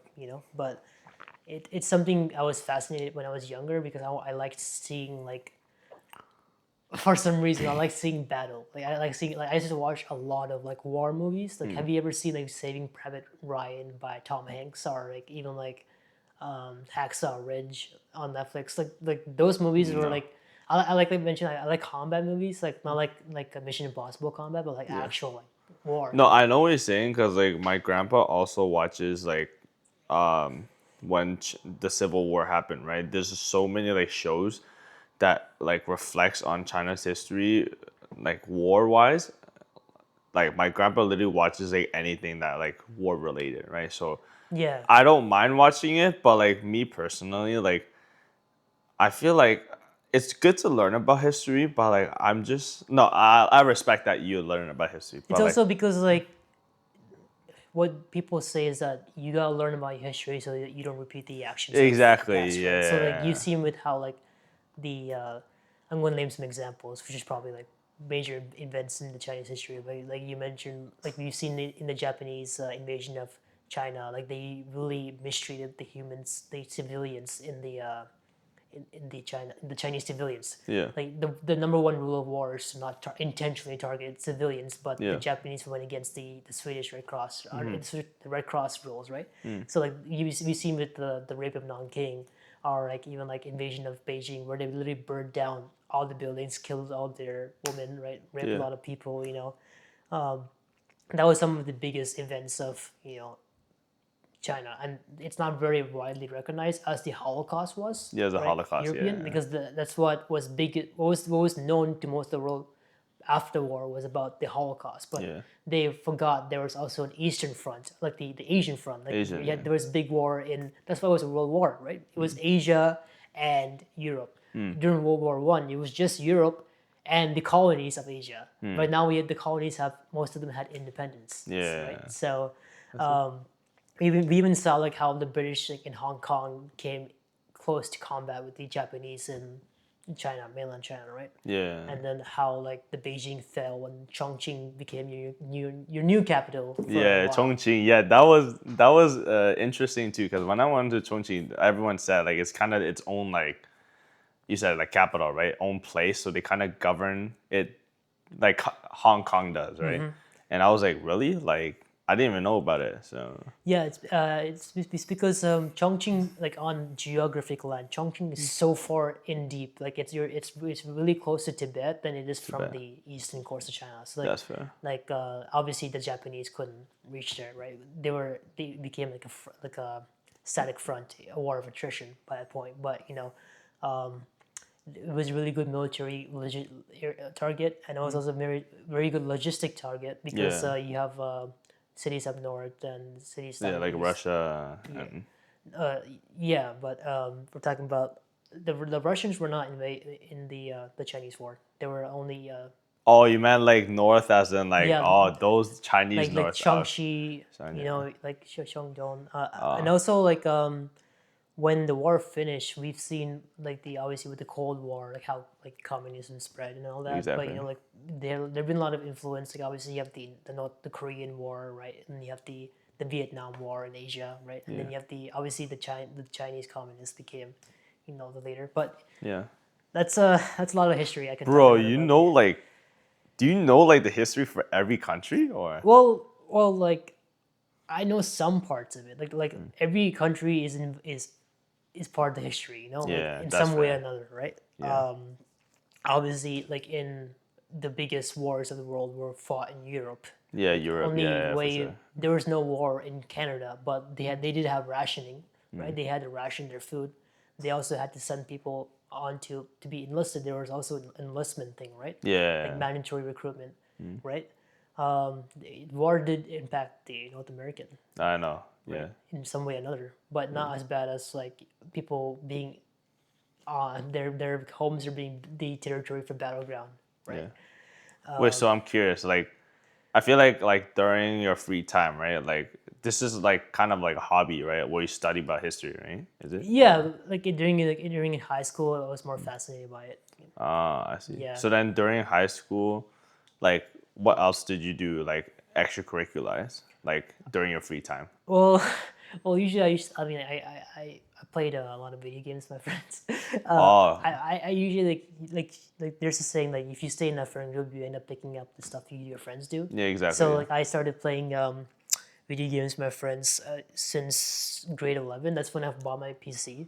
Also, And- that they got you into playing games. You weren't much of a gamer, right? Yeah, yeah. Oh. I thought it was fun too. Like I play like games on my phone, but Yeah, like, yeah, never like keyboard and mouse, keyboard warrior type thing. Yeah. I never played FPS before. I never played Fortnite either. Like during like my parents were pretty strict back then. Like they Yeah, didn't that's allow- crazy. Yeah. Like you haven't actually ever played Fortnite at all. Nah, not Prime Fortnite, not now Fortnite.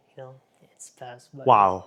Even now Fortnite, you never tried it at all? no, for some reason I don't like third person player games. I Really? prefer first person shooters or more than third person. Interesting. Yeah. So what was like your favorite game in high school then? When you like got your PC? When I first started playing games, I played Valorant, Overwatch. I played, and then I also played this game called Tarkov, Escape from Tarkov. It's like a really realistic military shooter. So Oh, as you so can. these are all like first person. Yeah.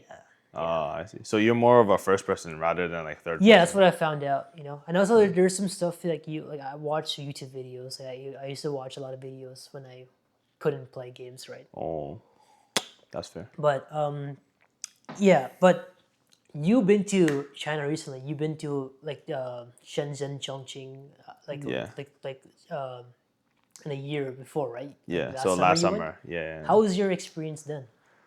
Then I like saw coming lots back of from it. like you've been. That's the first time you've been since 2018, am I right? Yeah, since 2018. Yeah. So how did your experience change then?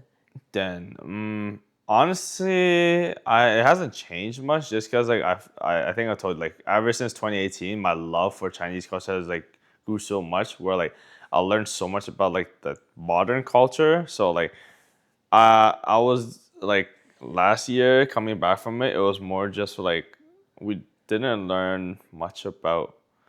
We did learn some history about like Chongqing. I think I learned more history about Japan because we went to Japan before going to Yeah, Chongqing, right? like Like in Japan, we went to Tokyo, like all the big places, right? Kyoto. And yeah, exactly, Kyoto and stuff like that. But like, um, our what do you call it? Our tour guide, she didn't really say much about the history, right? Like I think she did, but like my brother and I, we were more there for like the scenery Yeah, because because that's like I assume that like nowadays that obviously I would say in the last 5 years or so, like if you think of tourism in Asia, you think of Japan and Korea, but exactly. now China is becoming a big hub for A big tourism, thing. right? So Exactly. what's your Yeah. experience on there? Do you think it really is good to a place for tourism? For tourism, Yeah. yeah, definitely 10 out of 10 recommendation because I feel like even though I feel like I have explored so much of China, we've only touched like not even a fraction of China. I mean, yeah, That's the thing. it's a very big It's a country. really big place, yeah. Like for Chongqing, to be fair, I mean, I do respect my mom's decision, but what she did was like under like a week of time, we would like go to like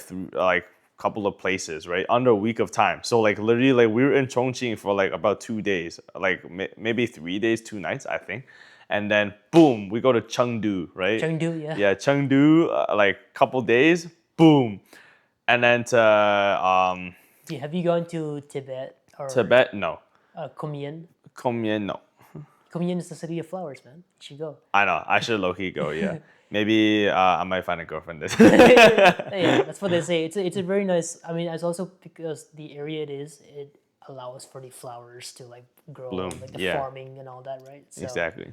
Yeah. and then you have like northeast China near. You have like Manchuria. Sorry. Yeah. I don't even know, but like, yeah. All I can say What's your is, favorite place you've been to China so far? what's my favorite place? Good question. Favorite place.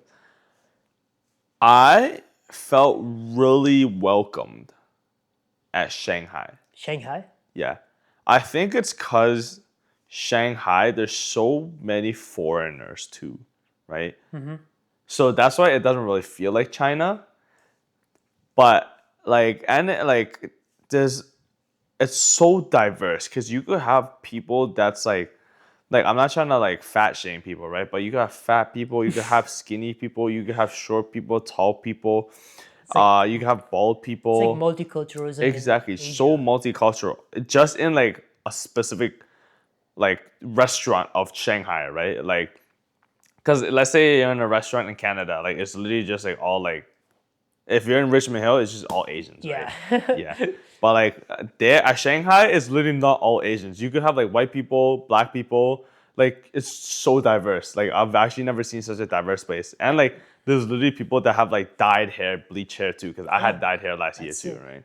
Yeah. So that's why like I felt like before going to Shanghai, I thought I was gonna feel like so like Sore thumb. Stick out like a sore thumb. exactly. I was gonna stick out, right? Because I've dyed hair.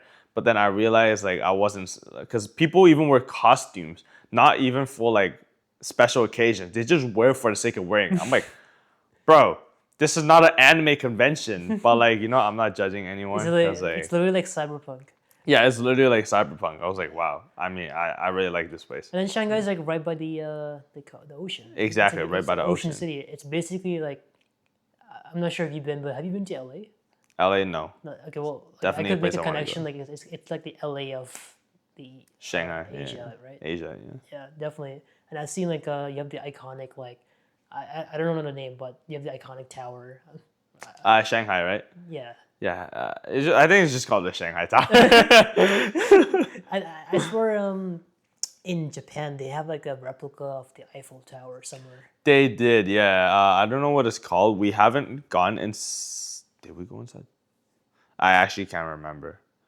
No, I don't think we did because I did remember we went to like a tall building, but it was like a government building. But like we got to see like that Eiffel Tower replicate from that government building, Yeah, yeah. right? So it was nice to see that. Have you been to Macau? Macau, no, definitely a place I wanted to go to. It's though. like the Las Vegas of. I know, yeah. Like Macau is right by Hong Kong, right? Yeah, it is. Historically, Macau was occupied by the Portuguese. Yeah, Portuguese. And Yeah, then yeah. the Hong Kong was occupied by the British. Yeah. Yeah. Wow. So I mean, they're both in like special administrative zones, right? Obviously, because of how the transition is. But like I know, like Hong Kong is mostly Cantonese people, and Macau is like the place you go if you want to gamble. I know. Yeah. Exactly. Yeah. No, like we were planning to go to Macau. Literally, like wait, if it. No, we were we were literally planning to go to Macau literally like this month because I had job offer like that was like 3 months ago I think, and it was only a 2 month duration, right? It was still at my mom's workplace, right? But yeah, after that, like we would just travel, right? Yeah. And then she would sign us up onto the freaking the Chinese government funded summer camp Yeah. program, right? Yeah. So then after that, my mom was like, "Oh, since you guys are already in China, might as well like explore more of China." So she's like, "How about a Macau suggestion?" And then we're like, "That's not a bad idea, right?" So we were planning to go into there, but then yeah, it all got ruined because like I think like some specific areas kind of stopped with the funding, the government. I think like it has to do with political reasons or like just like bias. It's all Like, right. One day you yeah, go. yeah. One day Also, the we'll thing go. is, like nowadays, lots of people, like even like foreigners, like Westerners, like when you think of a vacation, like now, like back then, it was like, oh, go to Europe or Exactly. go to like South America. But now a lot of people are finding Asia as a hot destination. You know, I like know. Japan, you have Korea, you have of course China, right? Like even Malaysia, Philippines, Vietnam, right? Yeah. There's lots of different cultures, and mostly like for me specifically, like I can relate more to like those type of Asian food more than I can relate to European Yeah, food European because food. we grew up in the area where like we're based off of rice and noodles and like spices and Exactly. like fish and all that stuff, right? Yeah. Since like I want to go one day, I want to go check out my neighbors. You know, if you know what I mean, my ethnicity.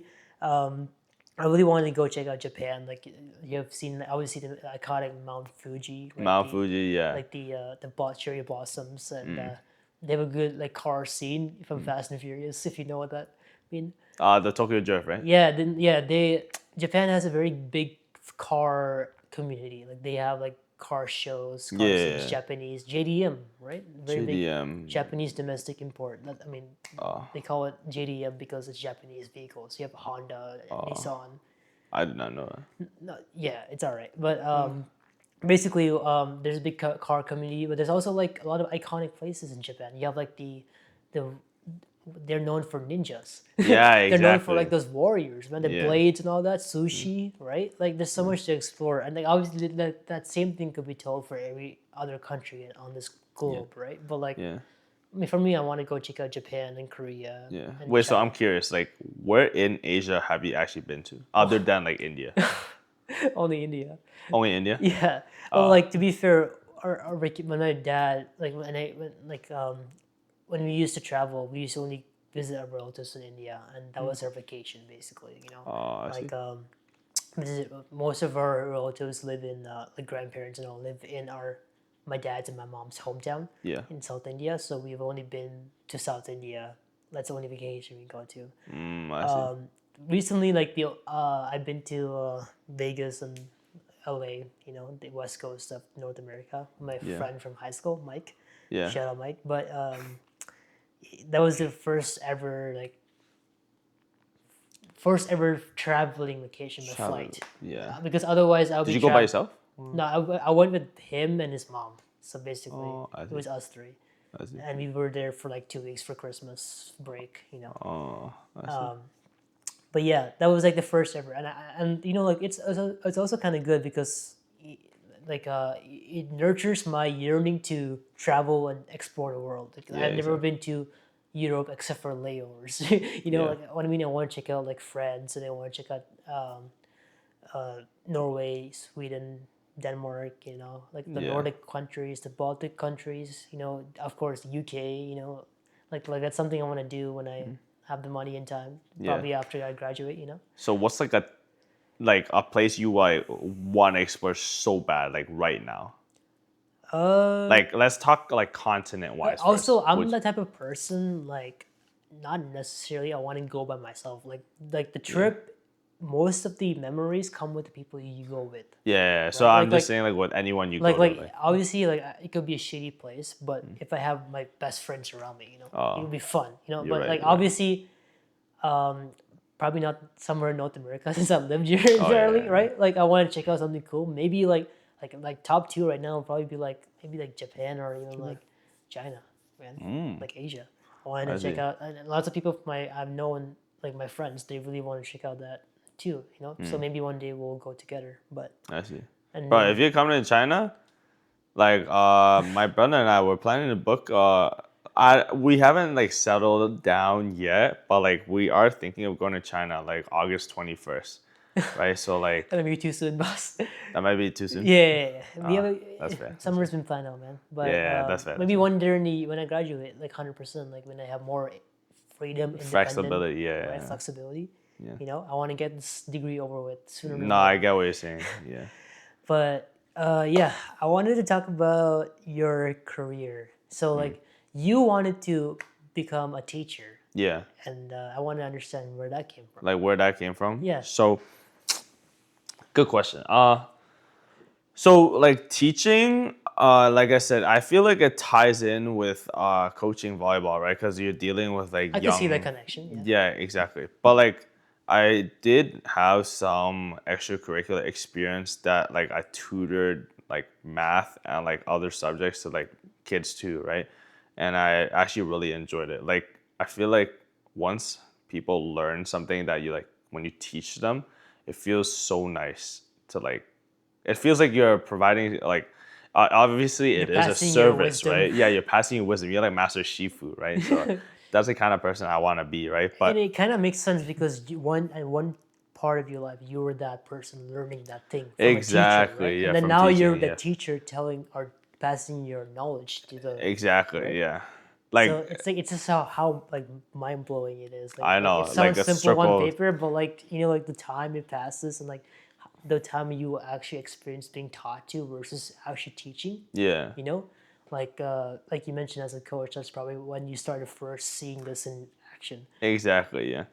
So then like also I just realized like when you teach, just like you get vacation time, right? Like I want to like pursue content creation too. So I want to start branching off more into creating content, like travel content, right? Because I told you like off camera that I have a DJI camera. Yeah. Those are more like vlog cameras. I do want to buy another like camera that's like more better quality, right? Like so Yeah, but we all start from somewhere, man. yeah. But like, what's your inspiration? You want to like film like your travel vlogs, upload it to Yeah, YouTube? honestly, kind of like travel vlog, street mukbang, yeah, stuff like that. Honestly, like I don't want to travel to like kind of like not get anything out of it, right? Like I want to You travel want to to document the process. document. Yeah, that's why I did it for last summer's China trip, right? And Like your Japan main, trip. like you're obviously you're traveling to a location for some main purpose, but on the Exactly. side you might as well vlog. the Yeah, entire thing. vlog. It's a win-win situation. It's a win-win situation. Yeah, You're not exactly. traveling just to vlog. You're Yeah, just exactly. doing it on the side as a Yeah. hobby, as a passion, Yeah. That way someday down the road, maybe you want to look back on it and see Yeah. how you went, right? Bro, that's exactly how I think of it. Yeah, you're like reading my mind. Hey man, right and so you can show your kids, hey, this is where I went to. This is where I tried this new food, man. now. Yeah. Like I went to Mount Fuji, you know? Mount Just watch Fuji. my YouTube video. yeah, and then they're like, take us with you, Dad. I know. but yeah, what's your so you wanted to become a teacher, and it kind of sounds like obviously like let's draw this path out. You originally you wanted to become a doctor, but you joined university in a business degree, right? Yeah. And you done volleyball on the side, and that combined with your soft skills from business makes you want to become a teacher. Yeah, exactly. Yeah. Yeah. And where exactly like you want to teach? Like at what level? Like you want As of right now, well, my parents don't really know about it, so oh my yeah, no, it's fine. I highly Surprising doubt them. they're gonna see this. Hopefully, they don't see this. But I kind of messed up on my pathway because you need a major and a minor to teach high school. I only have a major, which is business, right? I don't have a minor. It's not too late. Yeah, it's not too late. So I don't really have another pathway to teach high school, so I'm forced to go to elementary school for now. But there is a thing where once I get my teacher certification, I've heard from other people and searched online too, you could pay to take online courses to learn how to teach math, let's say. So then once you learn how to teach math, you could go to high school now, right? Because you have business and math. So ideally, like what subjects you want to teach? Preferably, like I kind of suck at business, yeah. So definitely You not suck at business, business, even though man. I'm in business. Like, I wish high school has like a freaking communications class. Like I feel like I'd be such a great like teacher linguistics, for yeah, linguistics, there yeah, was something. high school like obviously you have your major like math, science. Yeah, math. Yeah. So I'm looking forward for math because like I feel like math. I'm not good at university level math, but like I could teach high school math, right? Another subject I can't really think. Maybe gym. I mean, Phys ed? yeah, phys ed. Yeah, but like phys ed, I have to do more research into like how to teach phys ed. It's all right, man. Like Yeah. I'm putting you on the spot here. It's all No, right. you're fine. But so what's the process like from like when you first get your degree to becoming Yeah. a teacher in like a school? I assume like you want to teach in like the school in Toronto, right? Yeah. for- So then, you know how I told you I also messed up on my like school pathway. So how I messed up is because I dropped like couple more courses than I expected. Then like I'm a bit behind, right? So originally I was gonna graduate by like the end of this winter semester, and then the convocation would be in the summer, right? But because I dropped a couple more courses, I have to take a couple more courses in the summer, like next summer, right? And that means my convocation would be literally on not this fall, but the following fall, right? But the problem is, I don't know if you know, but teachers college, it used to be 2 years, right? But then it shrunk to 1 year. Because it shrunk to 1 year, they changed it from, it used to start at September, but then now it starts at May. Because if you think about it this way, like 1 year coming back from May, once you graduate with the certification, 1 year, you could go straight into teaching, right? Because like see. you have your summer off and then boom, September comes and then yeah. So because I have to take courses in the summer, like this, not like 2026 summer, but like 2027 summer, then I can't even enroll in teachers college. until the May of 2028. Exactly, yeah, until May of 2028. So Well, yeah, so then I had to take one more year for teachers college, 2028, so 2029, right? But in between, like That the gap. September, yeah, that gap, I literally have to find a lot of. I think it's pretty. it's an opportunity. It's opportunity, It's yeah. a blessing in disguise. Don't think of it as a bad thing. Exactly. Sure, you took an extra year, but that extra time could be used for finding out what could help you for your Extracurricular. career. Yeah, Exactly. extracurricular, travel, even like Yeah. networking. Exactly. Like you mentioned, like you want to become a teacher, right? So why Yeah. don't you just like focus on like maximizing your Yeah, my knowledge portfolio or yeah, something like that. yeah, like just put yourself out there, man. It's not a bad thing, man. I think like there's two ways to look at stuff like this, right? Obviously, you have the year. Oh, I'm going to be delayed by a year, but Yeah. on the other side, it's like, oh, I have couple more time. I got more time to prepare myself for so and so activity or so and so career profession, right? Yeah, exactly. So yeah, I kind of get what you mean. So eventually the goal is to become a high school teacher. Yeah. I'll see how it goes. If elementary school goes well, then I No, might just stay there. ideally, if everything goes right, high Yeah, school people. ideally, yeah. I wouldn't mind doing elementary school just because I feel like it's so much better to do elementary school because you're actually teaching various subjects. Right. So that means on these various subjects, you're actually like knowledgeable rather than in high school. If you're specified on specific subjects, then I'm not gonna say like you're stupid, but you're just not gonna know as much in different subjects, And also, right? this is a good thing because this is a profession. Like, have you like obviously we know like how AI is getting bigger. Like AI can Exactly. never take the role of teaching, right? Exactly, And yeah. teachers are unionized, so they're protected on all their rights and like the pay and everything. And they get pretty good here, man. Exactly. Uh, Honestly, for me, like money is not that big of a thing. Like it is, as long as I obviously make a 60,000, right? That which is like the minimum, right? But then I also have the free will to travel. Then I could use that side because I'm trying to focus on content creation to earn money too, right?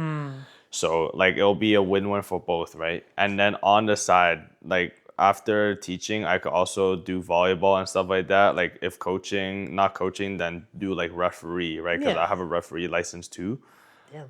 Yeah, but yeah, like there's just so much like combo you could do with teaching, And right? you don't know the answer now, but you'll know the answer then. You go along the Exactly. way. Yeah. So what's your inspiration for social media Social influencer? media influencer. So before you start, like, Yeah.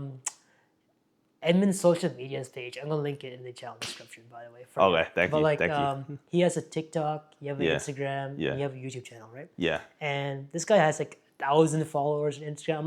Like you know how on Instagram, like if you have 1,000 followers, there's one of two things.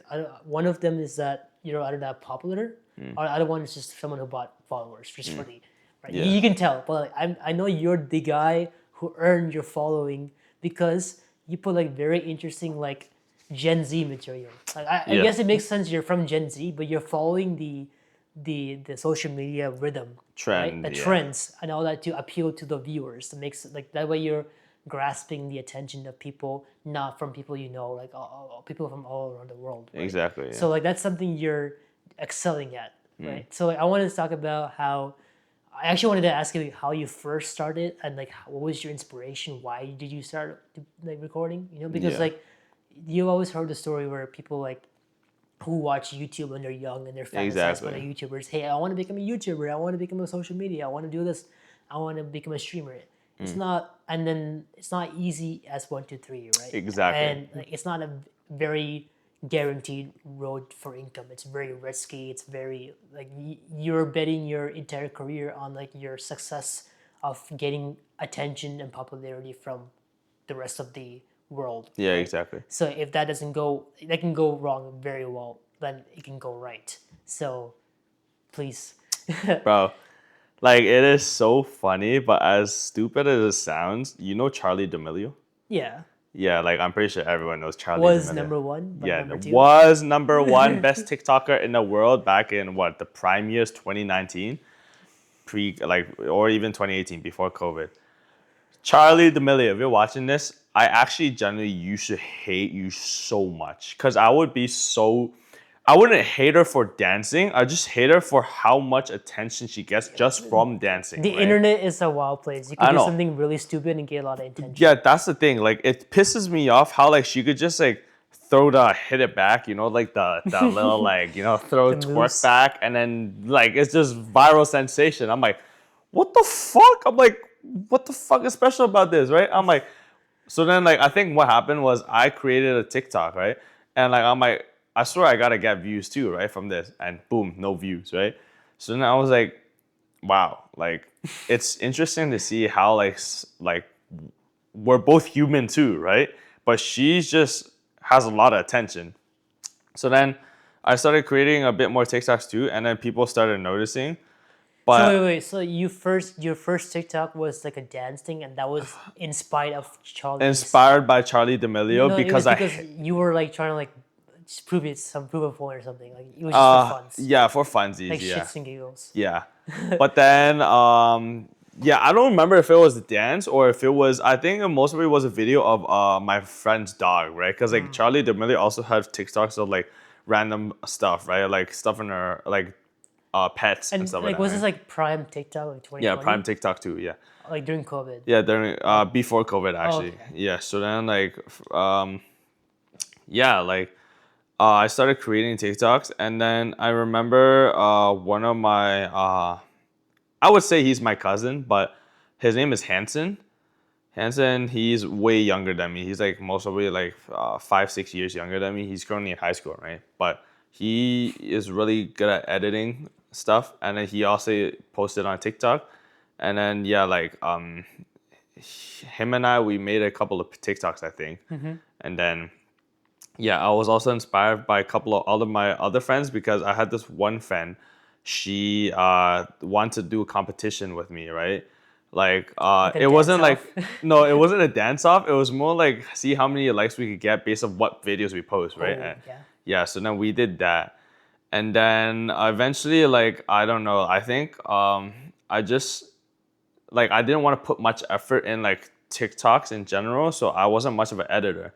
So I think the best way Like to TikTok's like short form content. exactly, And yeah. did you want to go for long form or? No, I just wanted to do short form, right? But like just to get attention. But like, yeah, I just thought of dancing is like the easiest way. Like you could literally just like, like I thought of Charlie D'Amelio too. You shake ass for like 2 seconds, boom, like 5 million views, right? So I was like, that's why like I wasn't like the person that wanted to shake ass, but you know, just like simple dances, yeah. And then yeah, like even in grade 12, I did dances, nothing worked, right? And then I think all my followers are basically just people that play volleyball, right? Oh, yeah, people you knew. How I branched into posting into volleyball was oh yeah, by the way, like my account, I think you already know what it's called, but it's called like Eddie Chetty, right? But how its name, its origin, it's weird too because we were playing volleyball with these strangers at sand court and a beach court, and then basically these kids like they were like really annoying. They would like call you nicknames and stuff like that, right? And then my friend, there's a really close friend of mine, Adele. I don't know if Adele said it or something like that. He was like, because he calls me Eddie, right? And he just thought of something catchy, right? Like maybe like Eddie, like something rhyme. And then Eddie, Chetty, I think he came up with that. And then ever since that, like the kids, like those strangers we play with, they were so annoying too, right? They started like nitpicking on my name, like shouting it to this, like, yeah, you know what I mean, right? Eddie Chetty. Yeah, Eddie Chetty. So then it just stuck with me. And then I just like kind of like put that on my thing. And then how I got into volleyball was basically this one time I was playing in, we call it a scrimmage, right? Where it was after when I graduated. So when I started coaching, right, I would still be dragged aside to like play volleyball sometimes. And during that time, I noticed there was a camera, right, recording me. And then I went up for a swing, but then when I came down, I like rolled my ankle, right? Yeah, and when I rolled my ankle, it looked bad, right? Because like my ankle went 90 degrees, right? Oh. I know, it actually looked bad, but it didn't feel bad, right? Like when I'm like literally like the hour later or like minutes later, it didn't feel bad at all, right? I was still able to play, but it just looked bad, right? So then I thought it was funny to post online. So then once I posted it online, like I think like it got like 10,000 views or something like that, right? Damn. Yeah. So then I was like, oh, is that what people like to see? They just You like to getting see, hurt? yeah, me getting hurt, That's or like all, just like something volleyball related. So then I just like started posting more volleyball stuff, and eventually, yeah, like it just like grew crazy. I think like my second biggest TikTok was basically I actually don't remember. Wasn't it like you're giving you're the coach at a volleyball game and you're giving your one of your students the go ahead to try something new and then they just Oh, you fuck it saw up? that one? Yeah. I don't think it was that one because I swear I had a couple more. That was like a crazy big one. Yeah, that was a crazy big one. But I think I had another one that had like 40,000 views. And keep in mind, like 40,000 was a lot back then, right? For me, right? Yeah, man, 40,000 different people. Like Yeah, people different think people. that like obviously the big streamer that's small, but like for Exactly. someone like normal people like us, like 40,000 views is a lot. I know. Yes. Like I had like what 200 views of my average on my over like 4 episodes. That's Yeah. 200 different people. Yeah, 200. That's a lot. Yeah. Yeah, I know. I'm already happy, man. Like, Yeah. and I have 20 subscribers. Like, Yeah, I'm grateful for you, you know. And then yeah, like yeah, since that 40,000, I forgot. I think I got that footage from like aunties and uncles because I know a lot of aunties and uncles, right? And then they kind of just send me clips of like their kids in high school, right? And then yeah, like I just posted it, and then it went 40,000 back then was crazy for me. But then yeah, I just started using more clips and more clips. I just pretty much nowadays like people kind of DM me my clips, right? Because like since like I'm kind of like House of Highlights now. I think of myself like House of Highlights, for but more volleyball. for volleyball. Yeah, like my page is just like volleyball content for like people's content, right? I Like see. I wouldn't say I steal it because they send it to me. I just edited it, and then if they want me to tag them, I tag them, right? But yeah, I do my best now. So yeah, the thing was like ever since I got my DJI camera, and then with me popping off like making volleyball content, I noticed I'm like, okay, if I want to like make different content too, how do I like? Because like Eddie Because Chetty you was, wanted to do vlogs too. Right? yeah, exactly. Eddie Chetty was mainly for volleyball followers, right? But I was like, if I make vlogs, I don't think people following would like it, right? So then I needed to make a different account. So I actually have a different account. I kind of like created a name on ChatGPT. I'm like, create something like a fancy volleyball account, right? And then like, do you know like this really famous streamer, like Fortnite streamer, Dr. Lupo? Or Yeah, I like, know yeah, that. like Dr. Lupo. There's a lot of like, not just doctor, like Mr. Beast. Like they have a Mr. or doctor, right? So then I'm like, okay, Professor. start. Yeah, it's gotta be like doctor, right? And then yeah, or like Professor. Who's the basketball professor? Professor Live, Simon. right? I think right. Yeah, Professor Live. So then I needed something like to X. start off. So I had doctor, and then I was just like, what's something catchy? So then like, I know like baller is like simple and catchy, right? But like instead of baller, I just added a V in front. So it was like originally it was supposed to be Doctor Volleyballer, right? But I feel like the name's too long. So then to simplify, it's just V Baller, right? Oh, Yeah, so then like it's just Dr. V Baller, and then now like I kind of just like copy and paste everything into that. So then now it's like slowly like growing again. okay. At first, like it's funny because I told everyone, like my followers, that I created a new account and nobody cared, right? But then now like it's slowly starting to grow again. So Yeah. it's good to see that. And then Eddie Chetty now is pretty much just anything. Like I made a couple of stuff about like me reacting to the World Cup Yeah. results and stuff like And then that. you're trolling your mom. Yeah, me trolling my mom, exactly. Yeah, like anything I could think of that belongs in Eddie Chetty. That's for short form, but I'm trying to like Pure you said, Edmond is for Eddie Chetty and yeah, then Eddie Chetty, volleyball. Yeah, volleyball, that's yeah. sick, man. So It's like yin and yang. exactly, yin and yang. That's a way for me to stay in a volleyball community too, even though I don't really like coach anymore or I don't like play much, right? Because you know, like either I in my spare time I just play pickleball with you guys, or like I would play golf with my family. I see. Yeah, or honestly, it's just like gathering with friends now. So That's good, man. yeah, What's your inspiration with the travel vlogs? Like I know you travel vlogs. Yeah. you mentioned that you like for the China trip or Asia trip, like you went to Japan, Korea, and China, right? Yeah, So you did some vlogs there. You trying to like go upload that to your Eddie Chetty channel? yeah. So my biggest inspiration is low-key I show speed.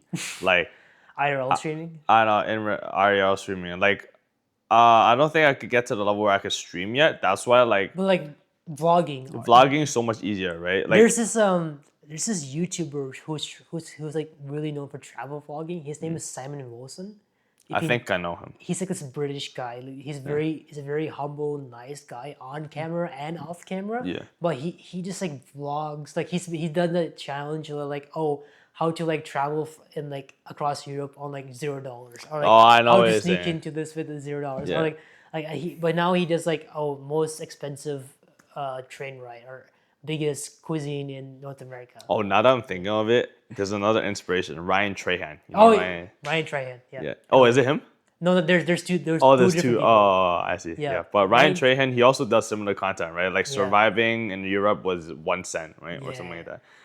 So, But like obviously, if you want to create content about travel vlogs, that means you must really like to travel, right? yes and no. I used to hate traveling. Like, uh, last year, like before last year, like before I went to Chongqing in Japan, I actually was opposed to traveling just because like I was like, oh my gosh, there's like no takeaways. Like you're just there for the vibes, right? But then like I learned there's so much more to it because once, especially when I bought the DJI camera, it's not just the memories, the vibes, but like it's the people you meet. Like you said, you go to places you don't feel comfortable with, but it's with the people. It's always the best feeling, right? So yeah, you gotta use a DJI camera to vlog beautiful experiences, meet beautiful people. Honestly, it's a great networking opportunity too, because like who knows, you could get a job from meeting a stranger, right? Yeah. And then yeah, like my brother and I, Eric, if you're watching this, it's so funny, but like my brother and I, when we were in China, holy shit, there's like a ton of baddies, right? Like you literally just like see baddie like all around. You're in a hotel, right? this baddie's all on the same floor as you, right? I was like, wow, like it's so funny because my brother, like he's just like telling me that yo, like look to your right, and I was like, oh, shit, like, and then I'm like, Aaron, look to your left. He looks to your left. know He's that like, feeling. holy shit, she's so bad. And then like, yeah, we're just like, so yeah, there's so many like pros at this point. I can't really see any cons, right? So, Yeah, and like or even like you're trying new food or you're trying some new culture. exactly, Like yeah. I always wanted to like dress up in those Japanese like Oh, the traditional dress. What do you traditional call it? dress. I forgot the name. Like kitoma, something. I don't know what they're called, but let's just call it gowns for now. Yeah, or like the Japanese warrior like armor. You know. Yeah. I just do some cosplay. You know, that's pretty sick. Yo, we gotta do that like graduate after you graduate. Yeah, I feel like after when I graduate, it's too this early. you're interested in traveling, like you know, we should probably we'll make some plans for sure. Like you know, like this is why we're having this sitting down conversation. Yeah, 'Cause, like, exactly. we don't know much of each other Yeah. outside of school, right? Like I've only seen you in classes, you only see me in classes. Exactly. Recently, we just started playing pickleball. But, I know. Yeah. But this like stuff like this allows me to have the opportunity to like bond and connect. Yeah, bond, connect. Yo, I feel like it's only been like an hour or two, but like I've learned like so much about you. Which Yeah. is crazy. Yeah, but like I said, that's why that was my inspiration. Like you mentioned, your inspiration for vlogging was, or like the social media was Charlie D'Amelio and I Show Speed. Exactly. And my inspiration was Joe Rogan. If you know who Joe Rogan is, he's if you don't know who he is, it's fine. Is he niche? No, he's actually on YouTube, the biggest podcast channel in the world. He has like 20 million subscribers. And Wow. He has like about like 2,500 videos, and he has he uploads like videos like crazy, like about content. Like it's not about like how good your content is. Like sure you have your one or two big bangers. It's out. The biggest thing about content creating is consistency. Like how consistent can you like upload a video? Like it doesn't have to be like viral or anything, right? But like how consistent? Like can you upload once a day or once a week or once a month, right? Yeah. Like that's how people grow their following out. Like if you see more consistent content uploads, people tend to like follow that rhythm or like end up subscribing them. Exactly. Right. For podcasts, like for me and my lifestyle, it's not really that easy at this point in my life to be that consistent. Like I'm averaging like maybe like one or two videos a month, you know, like if I'm lucky. Bro, that's good enough. Like, because like I do like long form content. yeah, you're doing long form. So. But like for like TikToks and all that, like I've seen people do like multiple TikToks in a day, which is like something that's too ambitious. Like that's what their life is, right? Yeah. But I've seen like people like who do have a career and they do like a TikTok a day or like a vlog a day, right? Yeah. And like you mentioned, like how you do your volleyball stuff every single day, and Exactly. you have your vlogs that comes out once a month. Like that's just putting yourself out there, like building your social media footprint, getting you used to all this technology, right? Like that's a lot of skills. So you're building a lot of soft skills, you're building a lot of technological skills, right? So which is a good thing. And I'm proud of you that you're doing that too. You know, when you find something Honestly, that you want to do. bro, I'm like so happy that you started this podcast. 'Cause, like, I feel so happy to be on this podcast. Like, Yeah. it's such a vibe to just like sit here and talk to you and Yeah, that like, was my main inspiration. Like what I I could tell you like what I've noticed over the years, like ever since high school, like I actually like bond talking when I talk and interact with people, Yeah. like sit down and it's like that. And usually, like when with my friends, like when you're in your friend group, like you have these hangouts, right? Like everyone's busy, but you have this one or two hangouts that you plan out. But what are you doing at those hangouts? You're basically doing like an activity, like you're eating food, right? Are exactly. you doing bowling? You're playing golf. You're going swimming. You're doing something that's fun, right? No, At exactly. the end of the day, you're not having that much time to like connect and catch up and bond. Exactly. So what the podcast was supposed to be the idea where you can have anyone like a one-on-one type thing where you set aside a time in your schedule to sit down and have a conversation, Yeah. right? Like and just talk. Like you catch up on this, we learn about each other's interests. And these types of conversations you would not find if we were just to like playing a dinner hangout Yeah, with the exactly. boys, right? Yeah, because Like for dinner you don't have much. Technically, you do have the same time, but there's usually more people, right? yeah, So more people, more conversations, more topics about like what's going on in everyone else's lives, and you're just like you're still having fun. Yeah. Don't get me wrong, but you're not getting all Deep. the deep in Yeah. like you like how people say you have those deep night talks with your bro or with your I know. Yeah, I've actually never had like a deep life talk with someone other than today. yeah. Like, yeah, like this is most probably the first time I've ever actually had like a deep conversation And with usually someone. you Right? have those deep conversations when you're really comfortable, right? Like when you're Exactly. outside in the world, like maybe you're comfortable, but you're not that comfortable to show like you tell your biggest secret. I know. Right? Yeah. Right? And like not that we're discussing our biggest secrets, we're just talking about stuff that were interesting to us, and hopefully people will find this interesting too, right? But you know the main objective is content aside, just to build a connection. Exactly. That was my motto. Like I know how people who follow the content creation just for the fame or the Exactly. money. I'm just doing it for the passion. You know, like if I get like subscribers out of it, I'm happy. If I get views out of it, I'm still happy. You know, like but if I don't, the main goal is already accomplished. Yeah. You know. That's a good way of thinking. Yeah.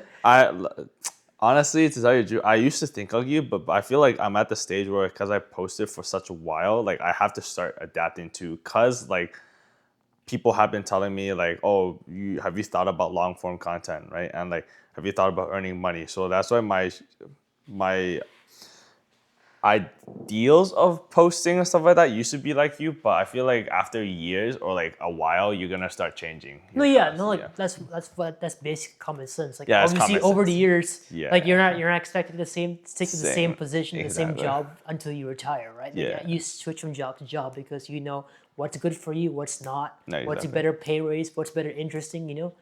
Like that's how content is too. Like maybe one day I'll stop making long form content like this. I'll do like reels, or I could do like long form content like this. And also I have those reels on Instagram where someone says something out of pocket and I just Exactly. post it, right? Exactly. Yeah. So like that's the point, you know.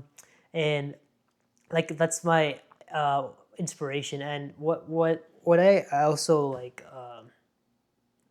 another part of my inspiration was that when I used to study, like I mentioned to you, I like to listen to music. Music, yeah. Well, recently, like the past couple of years, I've also been listening to like podcasts on my second monitor in the background.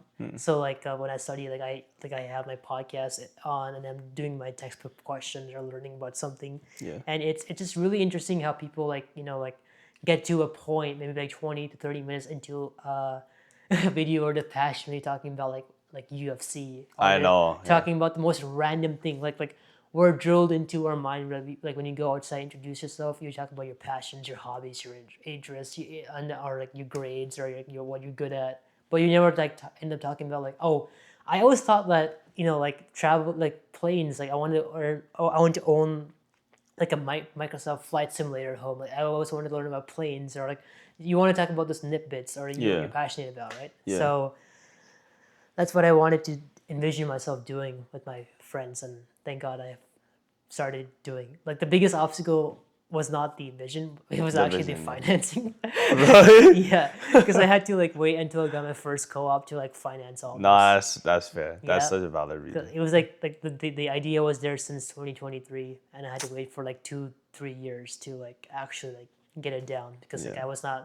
I'm not that rich, guys. Yeah. Honestly, I'm happy for you because like I think at this point, like since we both have like a placement or a term, right? We're both at the point where like we could start financing our own stuff. So whatever we want, we could just like We have adult money. yeah, adult money. We're adults now. Yeah, unfortunate, man. It's also a good thing and a bad thing, but you know, like it's a good thing in the sense that we have more independence, but it's a bad Yeah. thing that shows that we're growing. You know. Yeah. as Do time you passes. miss your childhood days though, or would you just stay where you are right now? Oh, like yeah, obviously I miss childhood days, like because like we have less worries back then. You know. Yeah, you're Like, right. You felt like obviously some people had rough childhoods, right? For sure, but like there's also good highlights of my childhood where you know like I was worry free, stress free. I could go to sleep without without a wink, you know, just Yeah. like that. You know, like have a good day, spend outside playing with friends. You know, come back Exactly. playing games at home. You know, not worrying about like food or money or you know studying. Yeah, those were the days. But you know, like nowadays we just pick up stuff that seem interesting to us, and like I said, this is my thing. Social media is your thing, and Yeah. what is your vision for the future for your social media, man? Honestly, I think I told you like 2 accounts. Hopefully my volleyball account becomes something like House of Highlights, right? If possible. It's gonna be hard though, because the volleyball community is small, right? So even though if the entire volleyball community, I'm talking about across the whole world, right? Like if It's not that small. Like in Canada, like it's pretty big. Like especially where I live, like lots of people play volleyball. No, no, like you're talking as it's like a snail. compared to basketball community. Okay, well, like obviously, Yeah, but like yeah, like yeah. the reason why, like if you're gonna compare to basketball, like basketball, like the biggest thing you think of basketball, NBA. NBA, yeah. There's no like There's no national NBA of volleyball yeah, I know. association, right? Yeah. Like you have the NBA, NHL, NHL. MLB, I know, right? yeah. So like you can't compare. You're just kicking yourself in the butt if you compare it Yeah. to them, right? Yeah, I know. But you know, like volleyball community, like it's pretty big in In the like States. North America, and also it's starting to pick up in Asia, right? Like you see Yeah, you're like right, in how like inspiration, like funny you were talking about like how like anime, like Haikyuu, like the Oh, volleyball yeah. anime was Yeah. a good story, but it's also good. It's also a big inspiration for people, kids to like pick up the sport. You know, Yeah. yeah. Like if your message and your interest is to spread the sport of volleyball, then go for it. You know? Yeah. Thank you. And also like we'll also check out your volleyball House of highlights and then your travel vlogs. Thank you. But yeah, Yeah. well, I think that if that's everything that we wanted so far, but I feel like we've been not dragging, but we had a good talk for so long, Yeah. and I would like to talk more, but obviously, like you know, we could the time constraints and all Yeah, that. time constraint. But like, yeah. I appreciate you having me on your house and you being a guest. Nah, thank you so much. Bro, honestly, for those of you guys watching, like I feel like this podcast just a guy's opinion, right? Yeah. Yeah, it's you guys must watch this. You guys have to watch this. Like it is such like an amazing experience to be on here. So yeah, you guys gotta stay tuned with each episode. And also, I've heard of things where like you know, like my sister was saying, like, oh, it's too much, it's too long. Like I don't have the attention focus. That's because you've been watching TikTok reels. You get brain dead, Exactly. man. Like you gotta like Yeah. increase your focus. You know. Yeah. Like that's the only reason why I got addicted to long form content. Like because like the social media TikToks, like I saw like for years, and like by myself personally, like how my social media, how my attention span started to go down. Exactly. Right, but like with the long form content, man, like there's no attention span needed. You just gotta talk to someone, you know. Yeah. Sit down and do that. And I appreciate you being on. And Nah, thank you. Yeah, it feels really nice. yeah. But yeah, that's all. And also, the reason why it's called Just a Guy's Opinion is because, well, I have friends. I have a lot of people I know who want to come on this podcast that may say some out of pocket stuff, but whatever we say is just a guy's opinion. Ah, You get it? I get it. Well, anyways, thank you for coming on. Okay, thank you so much.